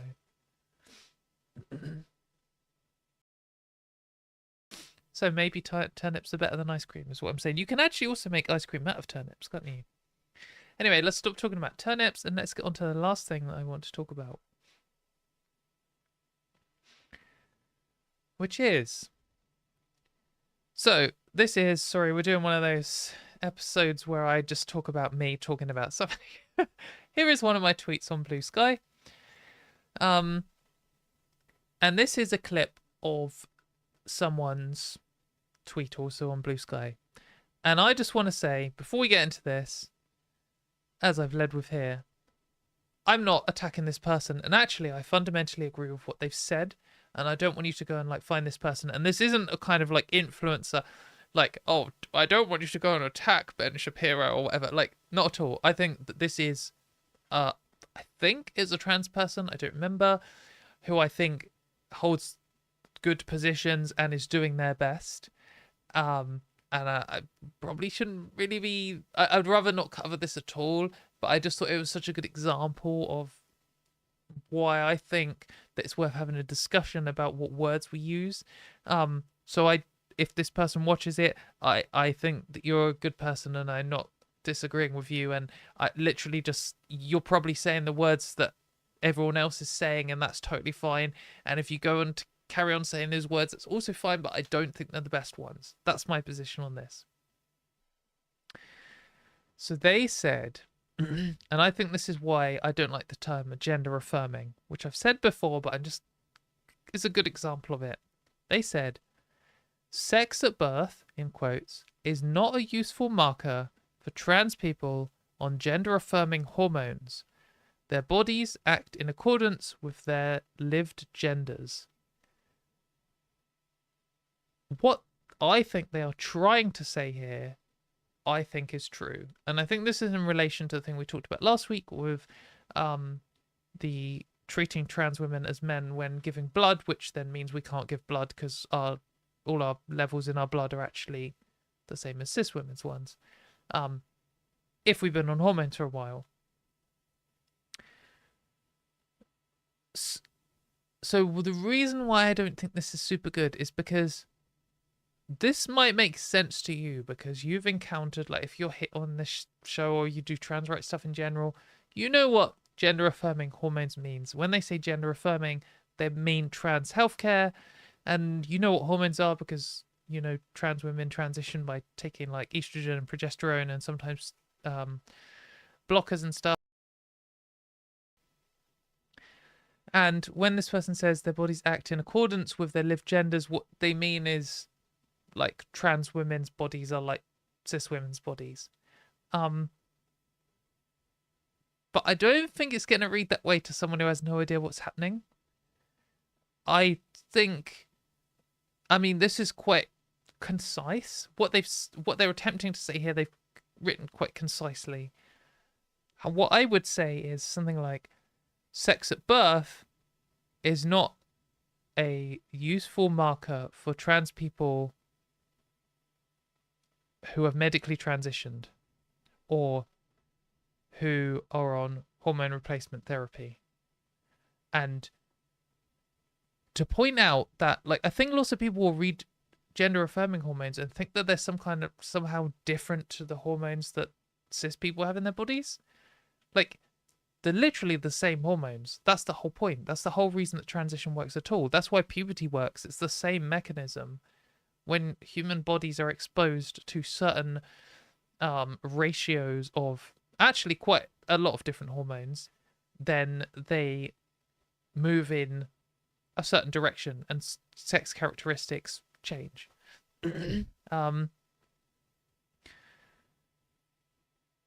That's, you know, that's what we're trying to say. But I think lots of people are just like, what is this? Why are we suddenly talking about gender when we were talking about sex? Like, what we're talking about here is the, like, actual sex characteristics of people. This particular tweet could be about anything. We were, I think, talking about blood, but this could be talking about all kinds of things.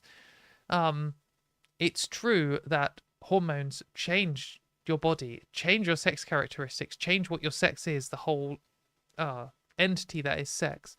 Like the whole material, your material existence changes, your actual material properties.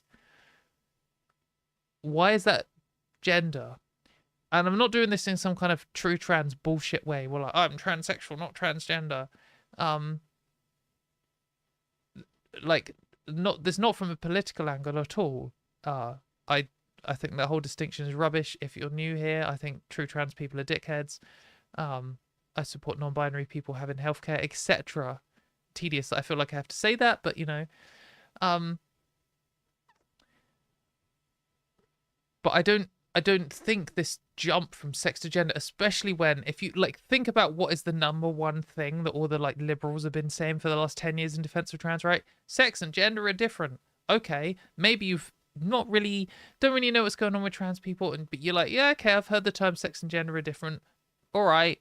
And then someone's like, sex at birth is not good for gender affirming hormones. You're like, what? Gender hormones? And so is gender a hormone's gender and sex is something else? Like, I don't know why we're having to say gender affirming. Like, why can't we say trans healthcare? What gender affirming healthcare? Like, what I'm probably just repeating myself here. But what I also hate about the term gender affirming is it almost makes it feel like it's you're affirming your gender by doing this. So if you're not doing this, then you're not affirming your gender yourself. Like, what gender you are dictate what hormones you have to do. It shouldn't do that at all. And it's not like, you know, if you say I'm a woman and then you're saying I'm going to go on estrogen, does that like strengthen that claim?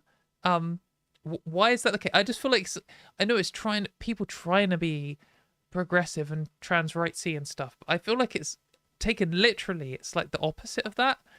On top of, I think, creating confusion by blurring the line between sex and gender here in a way that isn't helpful. And then, like, their bodies act in accordance with their lived genders. I know what they're trying to say. What they're trying to say is correct. But again, I just think it's a bit confusing because, like, when we say something like lived gender, does that then count people who aren't medically transitioning?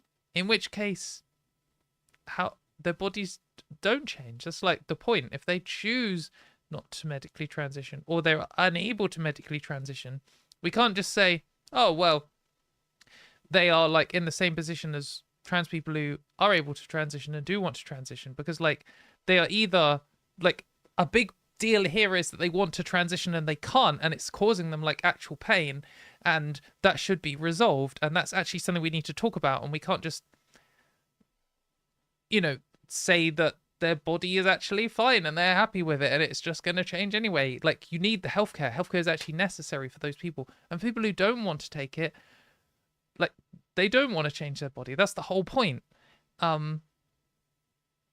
So again, why is this like the point here? I'm not trying to say gender is irrelevant. I'm not trying to say people who only social transition are blah blah blah blah. Not at all. Like, human rights should apply to everyone. What I'm saying is, if we're like talking in the context of donating blood or something, if you need to check hemoglobin levels, for example, with a trans person, you need to know if they've medically transitioned or not, and you need to treat them correctly in those cases. And not just for like donating blood, but for like other things, like when you're doing an actual blood test. For example, last week we covered the case of a trans woman who gave blood, and then they tested it against the male levels, and then they said that she needed to be tested for anemia, because for a man that would be an anemic level of hemoglobin, but for a woman it isn't, and that's because she's a woman. And if they tested it against the women levels, then it would have been fine. But then if someone had like socially transitioned but hadn't taken hormones for whatever reason, then you wouldn't want to compare them against like the female levels, because then it might come back saying the results are different in a different way, or you might miss a diagnosis or something. So that's like the whole complexity of this. I'm not in this case. This is why we can't just have male or female on a medical record and it apply to just everything. Certainly can't have it the same as birth sex, but you can't necessarily apply it to everything, because if there's someone who has, socially transitioned, whatever that means to them, and they're like, okay, I'm going to change my name and pronouns and honorific with the doctors, and this is how I want you to refer to me, and I deserve privacy and all this kind of stuff. That's exactly what should happen. And then if that person doesn't want to, or doesn't medically transition, that you can't just then test them against a load of stuff which would only apply to someone who had medically transitioned. Like, this kind of stuff needs to be way more individualized. You can't just assume everything is a binary. And even if you then take the next step where you say, oh, it's a mutable binary, trans people can change, you can't just treat it as a binary. It just isn't a binary. Like, there are so many properties here, and they can be different for every single person. And I just think this language just makes it worse. And again, like, I really can't emphasize enough how I'm not coming for this person. What they're saying beyond the wording is good. I'm just not convinced that this is the best way. And I wonder if this is like, it's like a relic of the language that trans rights has been using for the last decade. And I do wonder if some of it is in reaction to these like true trans, only transsexual dickhead types who say that you're not trans unless you medically transition and you take the following steps, and they usually have some ever-growing list of requirements you must meet, and they prove that I'm not a real transsexual because whatever. Or like the things I've heard. I once told someone that the earliest I remembered wishing that I was a girl was 6, and they were like, that was a bit late, you can't be a real trans person. Like, 6? Come off it, mate. Ridiculous. But yeah, I wonder if some of this is in reaction to that, because you get some people saying, gender bullshit, I'm transsexual, we shouldn't be talking about genders, this isn't my lived gender, transsexual, and everyone else who doesn't transsexual is bad and they're wrong and they shouldn't have human rights. And then you're like, well, fuck you, I'm going to use the word gender then. And like, transgender is more maybe like a subset of people who experience transphobia in a way that transsexual isn't, because it's not like the only people who experience transphobia are the people who medically transition. But I don't think we should do things in reaction to shit people with stupid ideologies. I think we should just do what's correct.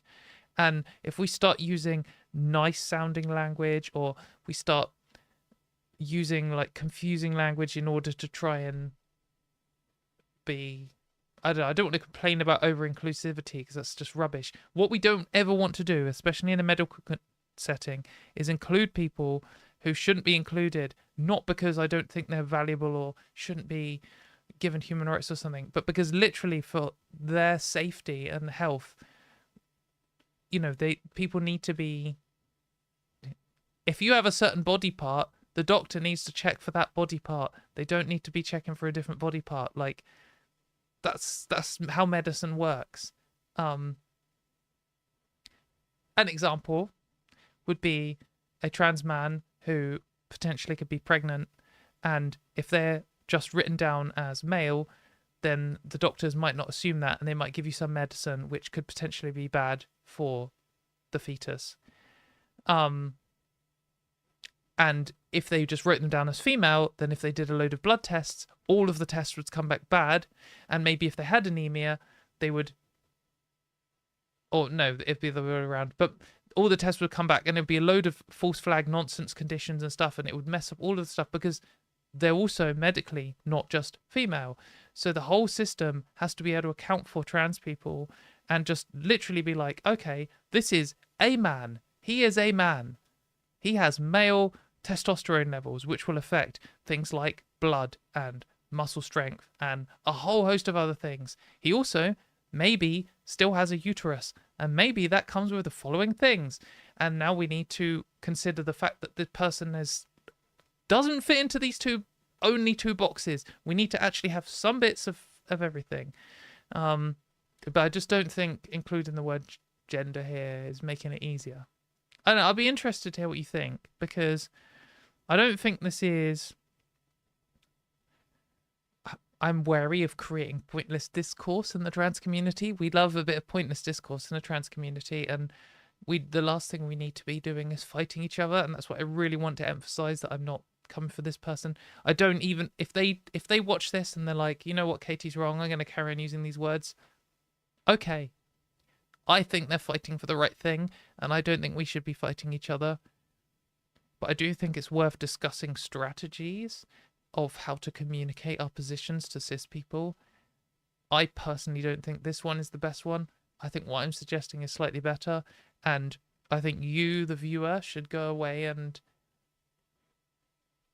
like make a decision on this and think about both the positions. Go and see what people who disagree with me say and come to your own conclusion, but don't just blindly parrot what I'm saying or what someone else is saying. I think we really need to think about this because it does matter. And as we've talked about a couple of times today so far, left-wing-ish papers like The Independent are describing trans women as biological males, which is biologically false, but they're doing it probably not out of like malice or spite or transphobic propaganda like the Times and the Daily Mail are. Well, we saw the Daily Mail isn't doing it, but like the Times and the Telegraph are. They're probably just doing it because they don't know, and it's confusing, and they're stupid, and they don't really care, and they're lazy. That's probably the reason they're doing it. And when we come at them and say, you're wrong, if we then say something like this, mixing gender and sex, they just brains are just going to turn off. I don't know. That isn't defending the Independent. I think their position is bullshit. But like, we need to be able to explain these things to people in a way that's clear and concise. This is concise. I don't think this is clear. Yeah, so that's basically what I've said in this little thread here. And I'm happy to hear arguments against it. I would like, if you've got comments, I'm going to be very interested in reading the comments on this video, or you can also email them to me or Blue Sky me them. But also, just happened to be the XKCD comic of the day. If you're not an engineer or a maths person, look away. I'm sorry, you don't want to go look this comic up because it is like exclusively for the like most loser nerds on the planet. But I like XKCD. But anyway, here is two people talking, and they say, silicate chemistry is second nature to us geochemists, so it's easy to forget that the average person probably only knows the formulas for olivine and one or two of the feldspars. And then the other person's like, and quartz, of course. And they're like, oh, of course. And then the caption underneath is, even when they're trying to compensate for it, experts in anything wildly overestimate the average person's familiarity with their field. And I think this is relevant here. Most people have no fucking idea what any of these words mean. They don't know that gender affirming hormones are the same as other hormones. The amount of times you see gender critical people describe trans people's hormones as like fake and synthetic and their own ones as not. And it's like they're literally the same thing. It's the same medicine that you take. So, yeah, we can't take anything for granted, and we need to construct our arguments to be as like concise, precise, and tactical as possible, I think. Anyway, those are the stuff we're going to cover this week. Thank you very much, everyone, for watching. I will be back next week, same time as always, 8 p.m. UK time. But the week after, I will not, and I'm going to have a holiday, and I can't wait. So, yeah, see you all same time next week, and look after yourselves and get in as many mosh pits as you possibly can, and enjoy.